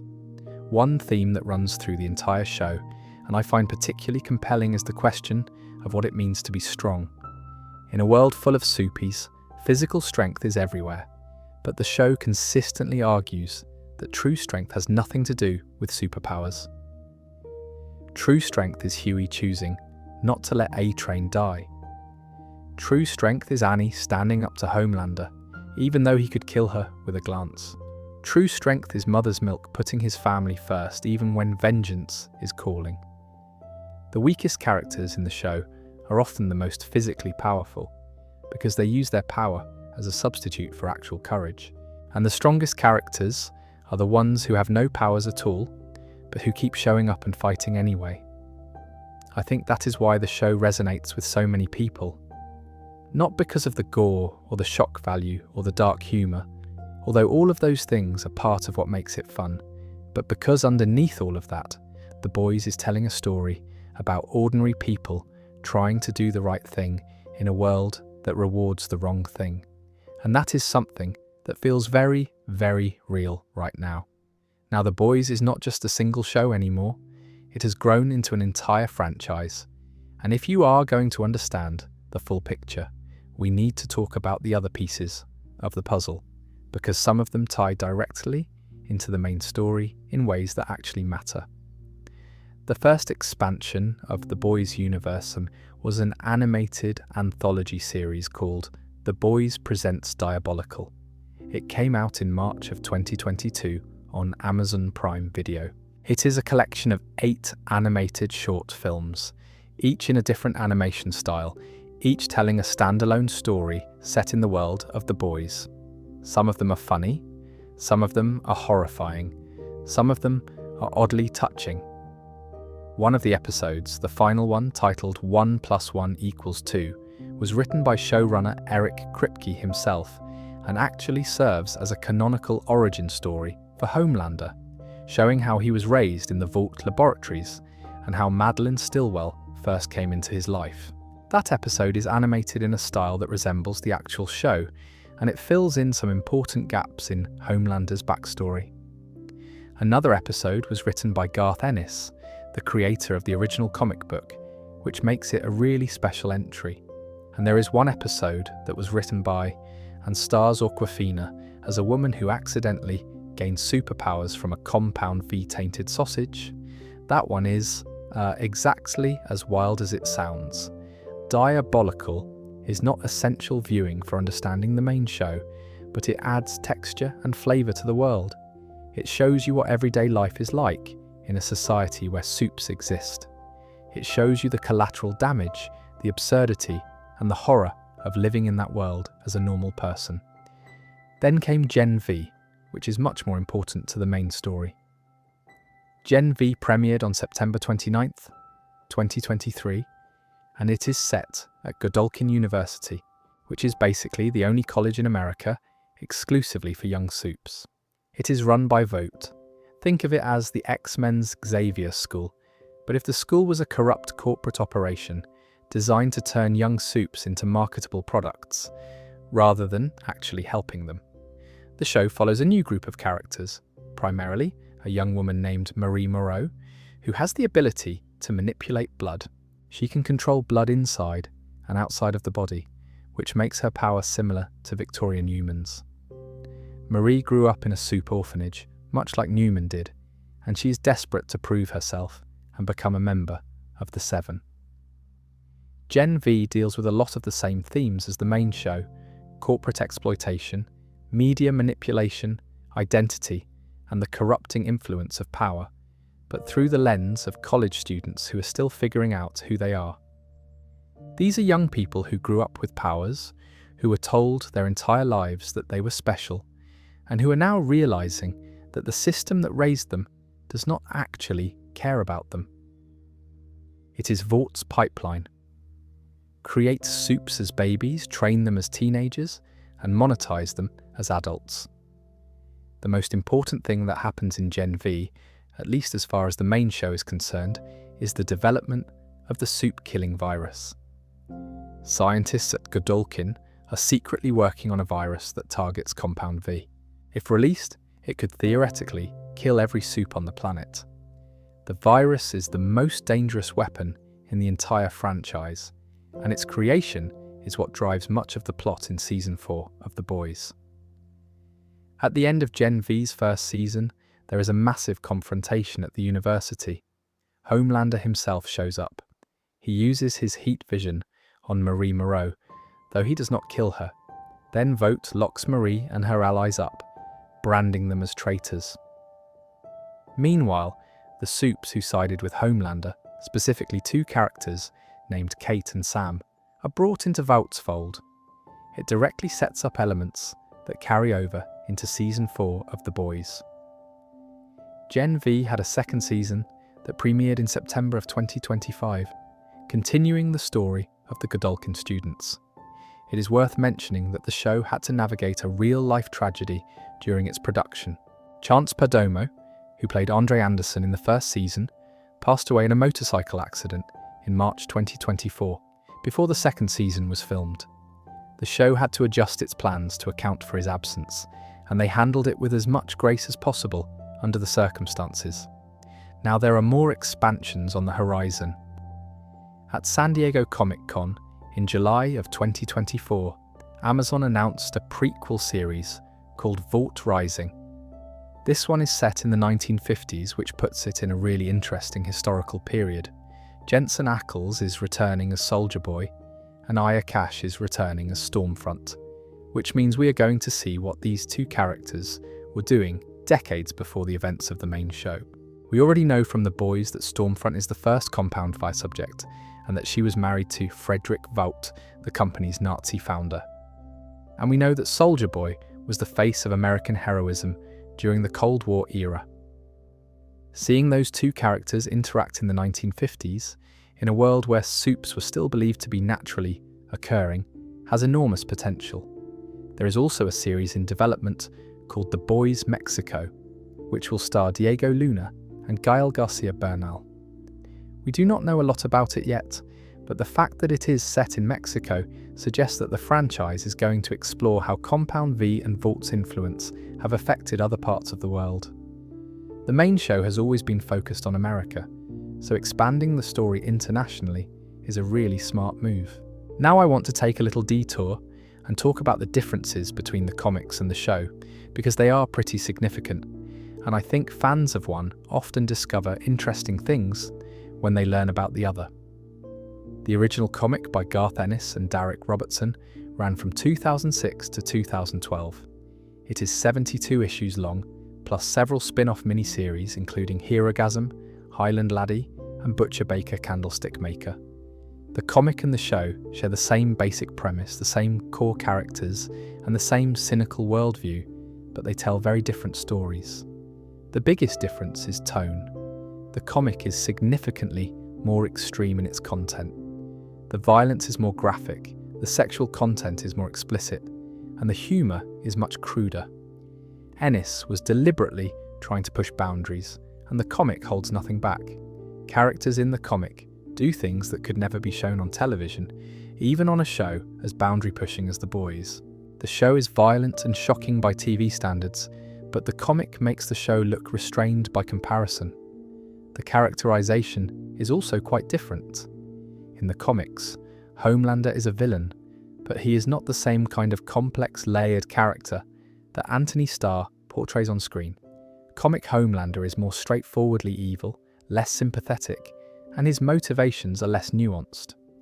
The show's version of Homelander is widely considered to be a significant improvement over the comic version, largely because of Anthony Starr's performance and the writing team's decision to give him a more detailed psychological backstory. Butcher's arc in the comics is also different and arguably darker. In the comics, Butcher's endgame is not just to kill Homelander, it is to kill all supes, every single one. He develops a plan to release a Compound V killing agent that would wipe out every superpowered person on the planet, and he is willing to kill the boys themselves to make it happen. The story becomes a tragedy about a man so consumed by hatred that he cannot stop, even when his enemy is already dead. Huey is ultimately the one who has to stop him. The show has borrowed elements of this storyline, particularly with Butcher's use of the soup-killing virus in Season 4, but it has not gone as far as the comics, at least not yet. With Season 5 being the final season, it is possible that the show will find its own version of Butcher's ultimate descent. Another big difference is Becca. In the comics, Becca is dead before the story begins. She was raped by Homelander and died giving birth to a monstrous baby that tore its way out of her. It is genuinely disturbing material. Showrunner Eric Kripke made a deliberate choice to change this for the TV show. He did not want to use a dead woman as the sole motivation for a male character's story. He wanted Becca to be alive, to have agency, to be a real person with her own choices and her own perspective. And he wanted to add the complication of Ryan, a living child who embodies the worst and best of both his parents. It was a smart choice that added enormous depth to the story. The comics also have a completely different version of Black Noir. In the comics, Black Noir is revealed to be a clone of Homelander. He was created by Vought as a failsafe, a being equally powerful to Homelander, who could kill him if he ever got out of control. But Black Noir went insane. He committed horrific acts and framed Homelander for them, including the rape of Becca. In the comics, Homelander did not actually rape Becca. It was Black Noir. This is a massive twist that completely recontextualizes the entire story. The show chose not to go this route, keeping Homelander's assault on Becca as Homelander's own act and making Black Noir an entirely different character. The Seven in the comics includes Jack from Jupiter, a parody of Martian Manhunter, who is replaced by Translucent in the show. The comics also feature much more extensive coverage of other soup teams, including the G-Men, who are a parody of the X-Men. The G-Men storyline in the comics involves the discovery that the team's founder was kidnapping children and injecting them with Compound V, which inspired elements of the Gen V spin-off show. In the comics, the boys themselves are all superpowered. They are injected with Compound V, which gives them enhanced strength and durability. In the show, the only member of the boys with permanent superpowers is Kimiko. The others are regular humans, which actually raises the stakes significantly because it means they are genuinely outmatched in every physical confrontation. One of the most interesting differences is the character of Huey. In the comics, Huey is Scottish and drawn to look like Simon Pegg. He is more of a passive observer for much of the story, someone who things happen to rather than someone who drives the action. In the show, Huey is American and much more active in the plot. He makes choices, takes risks, and evolves from a scared civilian into someone who is willing to fight for what he believes in. The show's version of Huey is generally considered to be a more dynamic and compelling character. The comic also has a very different ending. Without spoiling every detail, the comic ends with Butcher achieving his goal of eliminating all supes, but at a terrible cost. He kills members of his own team. He becomes the very thing he was fighting against. And Huey is forced to be the one who stops him. The final confrontation between Huey and Butcher is the emotional climax of the entire series, and it is devastating. The show seems to be building towards something similar but different, and I am genuinely curious to see how they adapt it for the final season. Regardless of the differences, both versions of The Boys share the same core DNA. They are stories about power, corruption, and the small people caught in between. They are stories about what happens when the people we trust to protect us are the ones we should be most afraid of. And they are stories about whether ordinary human decency can survive in a world that seems designed to crush it. Let us take some more time to go deeper into some of the supporting characters and storylines that make this world feel so lived in, because there is a lot of richness in the margins of this show that is easy to miss if you are only following the main plot. Let us start with A-Train, because his arc across 4 seasons is actually one of the most complex and uncomfortable in the entire show. When we first meet A-Train, he is the guy who kills Robin. He is a drug addict hooked on Compound V, a narcissist obsessed with maintaining his status as the fastest man alive, and someone who genuinely does not care about the lives he destroys. He laughs about killing Robin. He uses his speed recklessly. He is, in every way that matters, a terrible person. But here is the thing. The show does not let you write him off that easily. As the seasons progress, A-Train starts to change, not because he has some grand moral awakening, but because the world starts treating him the way he has been treating others. In Season 2, he is sidelined because of his heart problems. He is replaced on the team. He watches younger, faster supes take his spot. He starts to feel what it is like to be disposable. And then in Season 3, something really interesting happens. A racist supe named Blue Hawk is brutalizing black communities, and A-Train's brother is one of the victims. Blue Hawk beats A-Train's brother so badly that he ends up paralyzed and in a wheelchair. This forces A-Train to confront something he has been avoiding his entire career. He is a black man working for a corporation that does not care about black people. Vaught's response to Blue Hawk's violence is to have A-Train film a Pepsi-style commercial where he offers healing and unity, which is exactly the kind of tone-deaf corporate response that real companies make in real life. A-Train is humiliated, and his anger, his genuine righteous anger at the system that has used him and disposed of him, starts to feel real. A-Train eventually kills Blue Hawk. He drags him along the ground at super speed until there is nothing left. It is a moment of catharsis, but it comes at a terrible cost. The physical strain destroys A-Train's heart. He needs a transplant, and the heart he receives, ironically, comes from Blue Hawk himself. A-Train is literally carrying the heart of the racist he killed inside his own chest. The show does not play this for easy symbolism.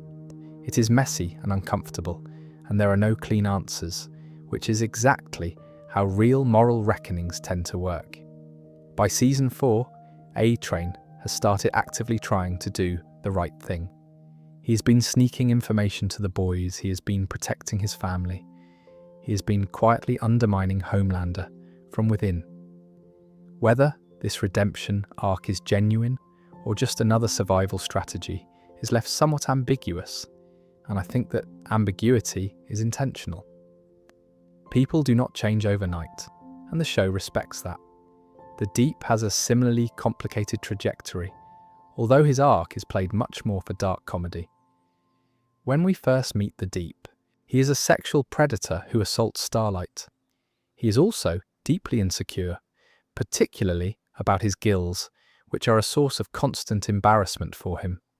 After being exiled from the Seven, he joins the Church of the Collective, which is the show's parody of Scientology. The church manipulates him, controls him, and eventually arranges for him to return to the Seven, but only after he has been thoroughly broken down and rebuilt as a compliant follower. What makes The Deep interesting, beyond the comedy, is that the show refuses to give him an easy redemption. He committed a sexual assault. That is not something you can walk back with a few good deeds, and the show knows that. The Deep keeps trying to position himself as a changed man, but his fundamental selfishness always reasserts itself. He goes along with whatever Homelander wants because he's too afraid and too weak to resist. He kills when he is told to kill. He smiles when he is told to smile. He is the ultimate yes man, and the show uses him to illustrate how complicity works in authoritarian systems. Most people do not become active participants in evil because they are evil themselves. They do it because they are scared or weak or desperate to hold on to whatever power and status they have. Let us talk about Compound 5 itself for a moment, because it is really the foundation of everything in this world. Compound 5 is a synthetic chemical compound originally developed by Vought, a Nazi scientist who worked for the Third Reich during World War II. The original purpose of Compound 5 was to create super soldiers for Germany. Vought was trying to build an army of superhuman Nazis. When it became clear that Germany was going to lose the war, Vought defected to the Americans and brought his research with him. He founded Vought International, rebranded himself as a patriotic American industrialist, and continued his work in secret. Compound 5 works by altering a person's physiology at the genetic level. When administered to a baby, it has the highest chance of producing stable, controllable superpowers. The younger the subject, the better the results. This is why Vought has been secretly injecting babies for decades. They approach parents, sometimes with the parents' knowledge and consent, sometimes without, and administer compound V to newborns. The children grow up believing their powers are natural, divine, or the result of some miraculous accident. They do not know they are products. When compound 5 is administered to adults, the results are much less predictable. Adult subjects can gain powers, but the process is often unstable and can produce dangerous, uncontrollable abilities. This is why Vought does not generally create adult supes, and why the existence of compound V is such a closely guarded secret. If the public knew that supes were manufactured, the entire mythology that Vought has built would collapse. Temporary V, the version that Butcher and Huey use in Season 3, is a modified form of the compound that grants powers for approximately 24 hours before wearing off. It was developed as a more accessible version of the drug, one that could theoretically be given to soldiers or law enforcement on a temporary basis. The problem is that Temp V is extremely toxic. It causes brain damage. 3 to 5 doses can be fatal. This is what gives Butcher his terminal brain tumour, and what nearly kills Huey before he stops taking it. Compound 5 is also the basis for the soup-killing virus developed in Gen 5. The virus specifically targets the compound in a soup system, causing their body to essentially reject their own powers. It is devastating, lethal, and indiscriminate. It does not distinguish between good soups and bad ones, between willing participants and people who were injected as babies without their knowledge. This is what makes the virus such a terrifying weapon and such a complicated moral question. Using it would end the soup threat, but it would also potentially kill millions of innocent people whose only crime was having compound V in their blood. I want to talk about the Vought International Corporation itself for a moment, because it is really the true villain of the boys. Not Homelander, not any individual super, the corporation. Vought is a stand-in for every corporation that puts profit over people. It was founded by a Nazi. It creates its products through experimentation on babies. It covers up murders and assaults and disasters, and it has spent decades infiltrating the American government to protect its interests. Vought does not care about heroism. It cares about market share. Every decision it makes, from which soups to promote, to which scandals, to cover up, to which politicians to buy, is driven by the bottom line. Stan Edgar, the CEO through most of the series, is a perfect embodiment of this ethos. He is not evil in the way Homelander is evil. He is not sadistic or cruel. He is just coldly, ruthlessly pragmatic.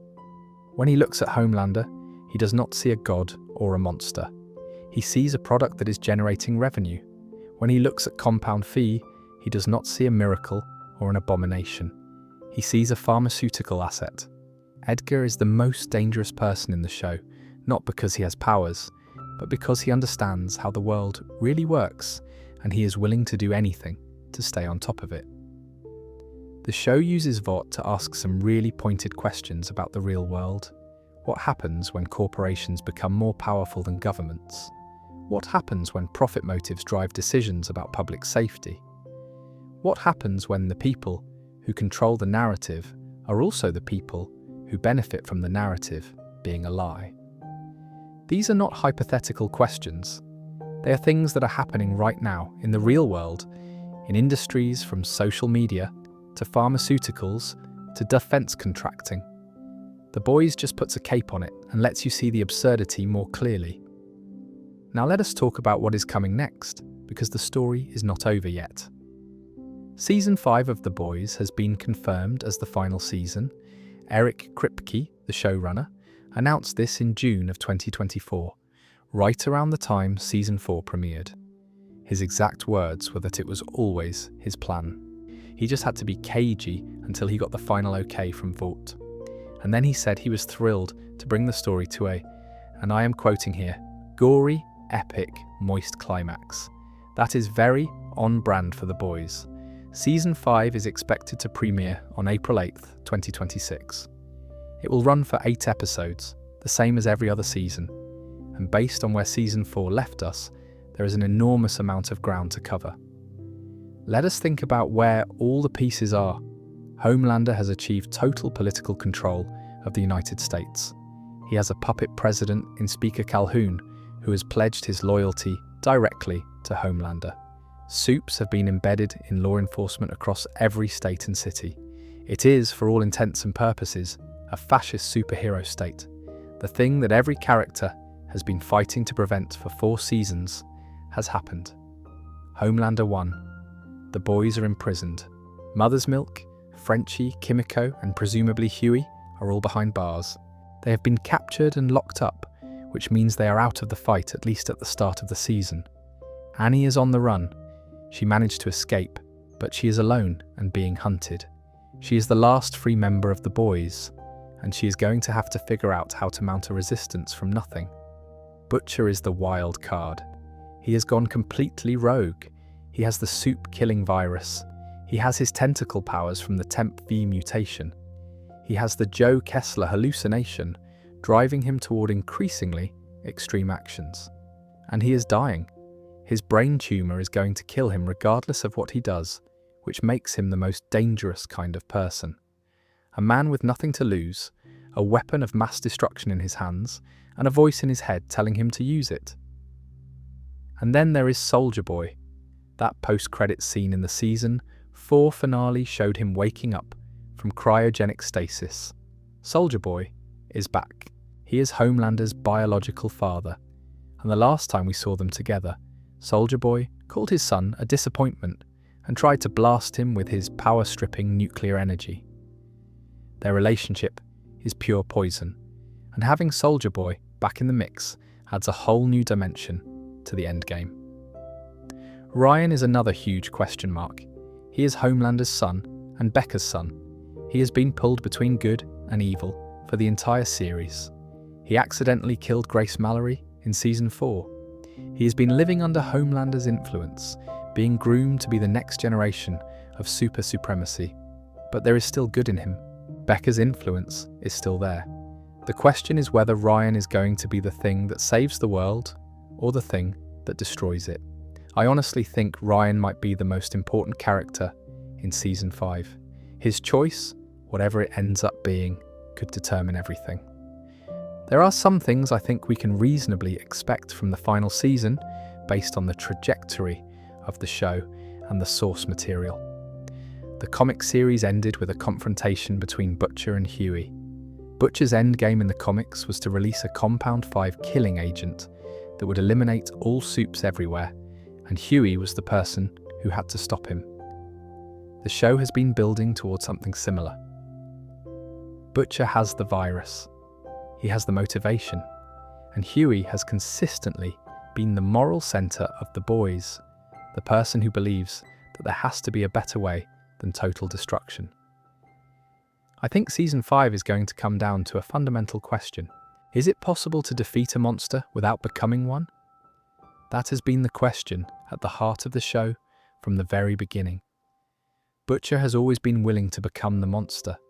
Huey has always resisted it, and the final season is going to force them to confront that difference in the most extreme way possible. I also think we are going to see the fall of Homelander, not because the show is predictable, but because the story has been building toward it for 4 seasons. Homelander's power has been growing, but his stability has been deteriorating at the same rate. He is more powerful than ever, and more fragile than ever. He has alienated almost everyone who ever cared about him. He has killed his own team members. He has been rejected by his father. He is ruling through fear, not loyalty, and history tells us that regimes built on fear always collapse eventually. The question is not whether Homelander falls, but how and what the cost is. Now, while we wait for the final season, I want to share some additional details about the world of the boys that I think are fascinating, but do not always get the attention they deserve. First, let us talk about Vaught's media empire, because it is a huge part of how the show builds its world. Vought does not just manage supes, it controls the narrative around them. Vought produces movies starring the Seven, similar to how the Marvel Cinematic Universe produces Avengers films. There are references throughout the show to Vought Studios movies, including one called G-Men World War, which is clearly a parody of X-Men films. There is Dawn of the Seven, which is their big franchise film. There are Vought-themed amusement parks, similar to Disneyland. There are action figures, breakfast cereals, clothing lines, and energy drinks, all branded with Seven merchandise. Vought also runs its own news network called Vought News Network, or VNN. It is essentially Fox News with a superhero twist. VNN presents a pro-Supe, pro-Vought narrative at all times. It downplays Supe collateral damage, attacks critics, and serves as Homelander's personal propaganda machine. In Season 4, VNN becomes even more important as Homelander uses it to broadcast his message directly to his followers. The show created an actual fictional news show called 7 on 7, hosted by a character named Cameron Coleman, that was released as standalone content between seasons. These short episodes provide in-universe news updates and were released on YouTube, which was a clever way to keep the audience engaged and to deepen the world building between seasons. The show also does something really clever with its satirical content. Throughout the series, you see fake advertisements, movie trailers, and TV shows that exist within the world of the boys. There are Vought-branded products everywhere. There is a reality TV show about supes dating. There is a Christian film about a super who finds God. There is a Lifetime-style movie about the Deep's redemption. All of this stuff is played for comedy, but it also serves a deeper purpose. It shows you how thoroughly Vought has infiltrated every aspect of culture. There is no escaping them. They are in your movies, your news, your food, your children's toys. They are everywhere. And that is how power really works in the modern world. Not through overt force, but through cultural saturation. I want to mention the music in The Boys as well, because the show has genuinely excellent taste in music. The use of Billy Joel's Piano Man during a particularly absurd scene, the deployment of Everybody Wants to Rule the World by Tears for Fears, the use of We Didn't Start the Fire. These are not random choices. The music supervisors on the show use songs that are familiar and comforting and then recontextualize them in horrifying or darkly funny situations. It is a technique that keeps the audience off balance, which is exactly where the show wants you. The casting of Jensen Ackles as Soldier Boy is worth discussing in more detail because it is one of the most inspired pieces of casting in the entire show. Ackles spent 15 years playing Dean Winchester on Supernatural, which was also created by Eric Kripke. Dean Winchester is one of the most beloved characters in genre television. He is charming, funny, brave, and fundamentally good. Soldier Boy takes all of those surface qualities and puts them on a character who is deeply, fundamentally bad. Ackles uses the same charm and charisma that made Dean Winchester lovable, but now it is in service of a narcissistic, abusive, hypocritical bully. It is a performance that works because of the audience's existing relationship with the actor. You want to like Soldier Boy because he looks and sounds like Dean Winchester, and that tension between your instinct and reality is exactly what the show's going for. The show's portrayal of supe culture is also really detailed if you pay attention. Supes exist at every level of society, not just in the Seven. There are B-list supes, C-list supes, and supes who never made it big at all. There are supes working as mall security guards. There are supes doing corporate events. There are retired supes living in obscurity. The show paints a picture of an entire ecosystem, a hierarchy of power where your spot on the ladder depends on your marketability as much as your abilities. Being a supe does not guarantee you a good life. It guarantees you a complicated one. There is also the question of what happens to supes who do not want to play the game. The show introduces us to supes who just want to live normal lives, who did not ask for their powers, who were injected with Compound V as babies, and have spent their entire lives dealing with the consequences. These characters exist on the margins of the story, but their presence adds an important layer. They remind you that not every soup is a monster. Some of them are victims too, and any weapon designed to kill all soups, like the virus, would kill these innocent people, along with the guilty ones. I think one of the reasons The Boys has resonated so strongly with audiences is that it came along at exactly the right time. The show premiered in 2019 at a moment when public trust in institutions was at an all-time low. People were increasingly skeptical of corporations, politicians, media figures, and anyone else who claimed to be working in the public interest.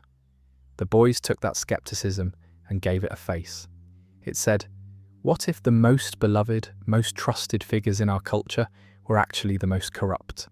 And the answer was not comforting, but it was cathartic. There is something deeply satisfying about watching a show that says the quiet parts out loud, that names the things you have been feeling but could not articulate. The show has been nominated for and won multiple awards. It was nominated for the Critics' Choice Television Award for Best Drama Series. Individual performances, particularly Anthony Starr's Homelander and Carl Urban's Butcher, have been singled out for praise. The series has been a massive commercial success for Amazon, consistently ranking as one of the most watched shows on the platform, and it has spawned a franchise that shows no signs of slowing down, even after the main show concludes. The cultural impact of The Boys extends beyond just the show itself. Homelander has become an iconic villain, recognized far beyond the audience that watches the show.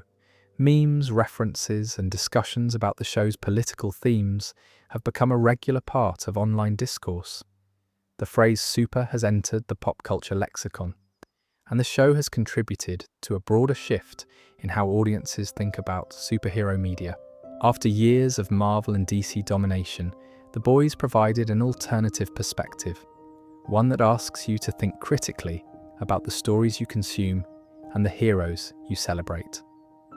The Boys also had a tangible impact on the superhero genre as a whole. Since its premiere, there has been a noticeable increase in darker, more satirical takes on superheroes in television and film.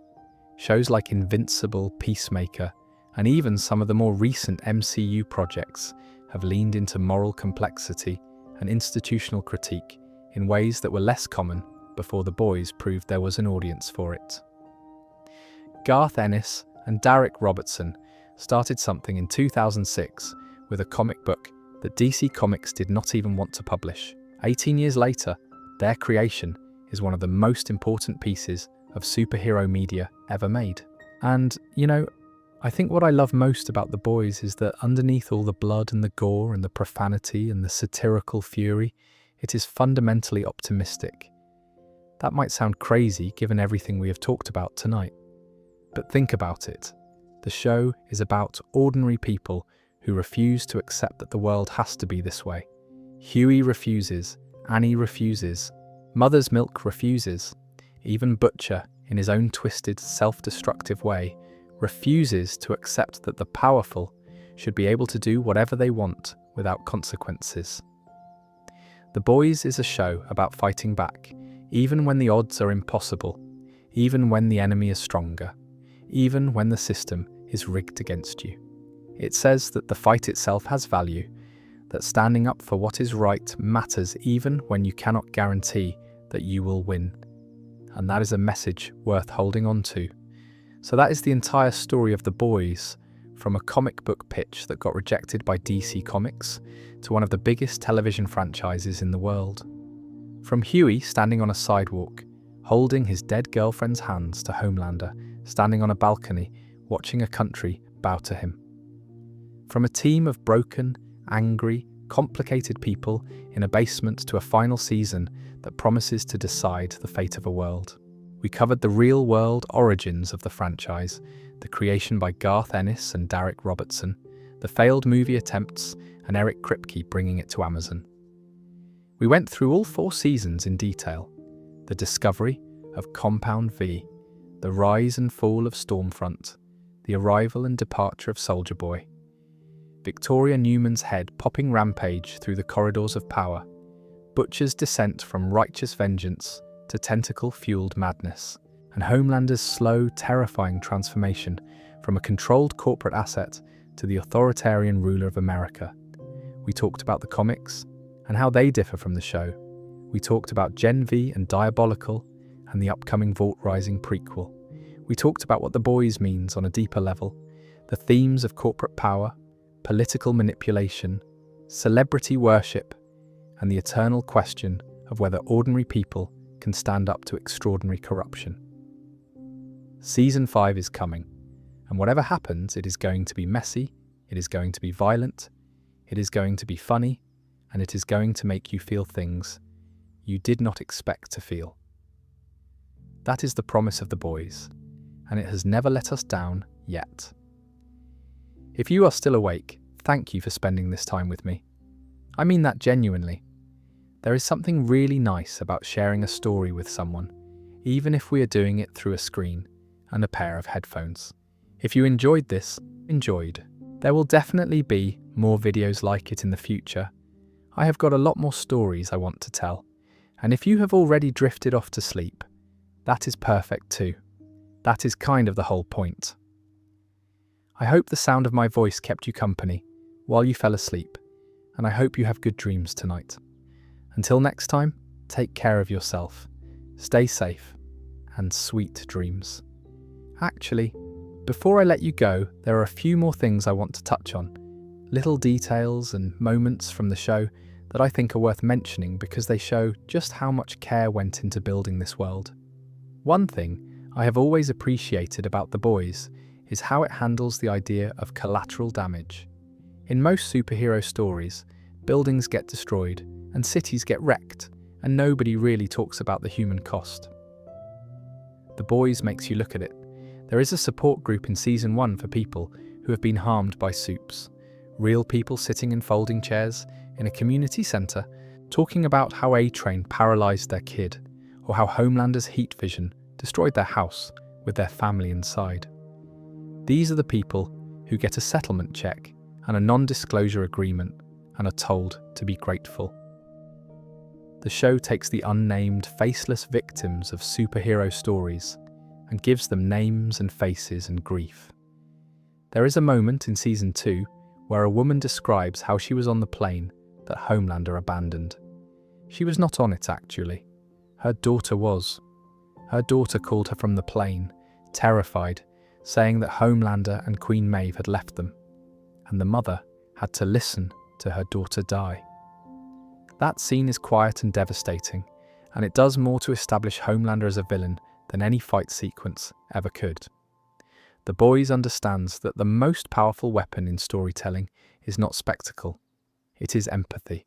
The show also does interesting things with the idea of redemption and whether it is actually possible for these characters. Queen Maeve gets something close to a redemption arc. She spends most of the show trapped in a cycle of guilt and compliance, knowing that Homelander is a monster, but feeling powerless to stop him. When she finally acts, tackling Soldier Boy out of Vought Tower and losing her powers in the process, it costs her everything. But she survives. She gets to walk away. She gets to be free. It is not a triumphant hero moment. It is a quiet escape, an acknowledgement that sometimes the bravest thing you can do is leave. A-Train's arc asks similar questions. Can you redeem yourself after killing someone? After being complicit in a corrupt system for years? The show does not give you an easy answer. A-Train starts helping the boys, but his motivations are always a little murky. Is he doing it because it is right, or because he can see which way the wind is blowing and wants to be on the winning side? Can those two things coexist? I think the show is suggesting that redemption is not a destination, it is a direction. You do not arrive at redeemed. You move toward it, one choice at a time, and some of those choices are cleaner than others. The relationship between Homelander and Ryan is something I keep coming back to, because I think it might be the key to the entire series. Ryan is the one character who has the potential to break the cycle. He has Homelander's power, but Becca's heart. He has been exposed to both the best and worst of humanity. He has been loved genuinely by his mother and manipulated ruthlessly by his father. every adult in his life has either used him, lied to him, or failed him in some way. Butcher pushed him away. Mallory told him devastating truths without any tenderness. Homelander fills his head with propaganda about soup supremacy. And yet Ryan keeps trying to be good. He keeps hesitating before using his powers destructively. He keeps showing moments of compassion and doubt. He is the living embodiment of the show's central question. Is corruption inevitable when you have power, or is it a choice? If someone with Homelander's abilities was raised with love and given genuine moral guidance, would they turn out differently? Ryan is the experiment, and his outcome will probably determine the ending of the entire series. I also want to mention something about the production of the show that I find really impressive. The Boys is shot in Toronto, Canada, which doubles for New York and various other locations. The production design team does an incredible job of making the world feel real and lived in. Vought Tower looks like a real corporate headquarters. The Seven's meeting room looks like a Fortune 500 boardroom. The various Vought advertisements, movie posters, and products that you see in the background of scenes are all created with genuine attention to detail. Someone at the production office designed an entire cereal box for Homelander branded breakfast cereal. Someone wrote copy for a Vought theme park brochure. Someone designed the UI for the Vought Plus streaming app that exists within the show's world. These details do not need to be there. Most viewers will never notice them, but they create a sense of immersion that makes the satire land harder because the world feels real. The show's visual effects are also worth praising. For a television show, The Boys has consistently delivered movie-quality visual effects, particularly during the big fight sequences and power displays. Homelander's heat vision, A-Train's speed effects, Kimiko's brutal fight choreography, Soldier Boy's nuclear blast, all of it looks incredible. And the show uses its effects budget wisely, knowing when to go big and when to keep things intimate and character-driven. Eric Kripke has talked in interviews about his philosophy for running the show, and I think it explains a lot about why it works. He has said that every season, he starts by asking what is the most effed up version of this story that we could tell. Not the darkest version, or the most violent version, but the most truthful version. The version that says the things people are thinking but not saying. The version that takes the real world and holds it up to a funhouse mirror so you can see the distortion clearly. He has also said that the show is ultimately about the little guy fighting back against systems that seem unbeatable, and that no matter how dark things get, there has to be hope. Not guaranteed victory. Not a promise that everything will be fine, just the belief that fighting is worth it. I think that philosophy is why the show resonates. It does not promise happy endings. It promises honest ones. The Boys is also notable for its willingness to evolve.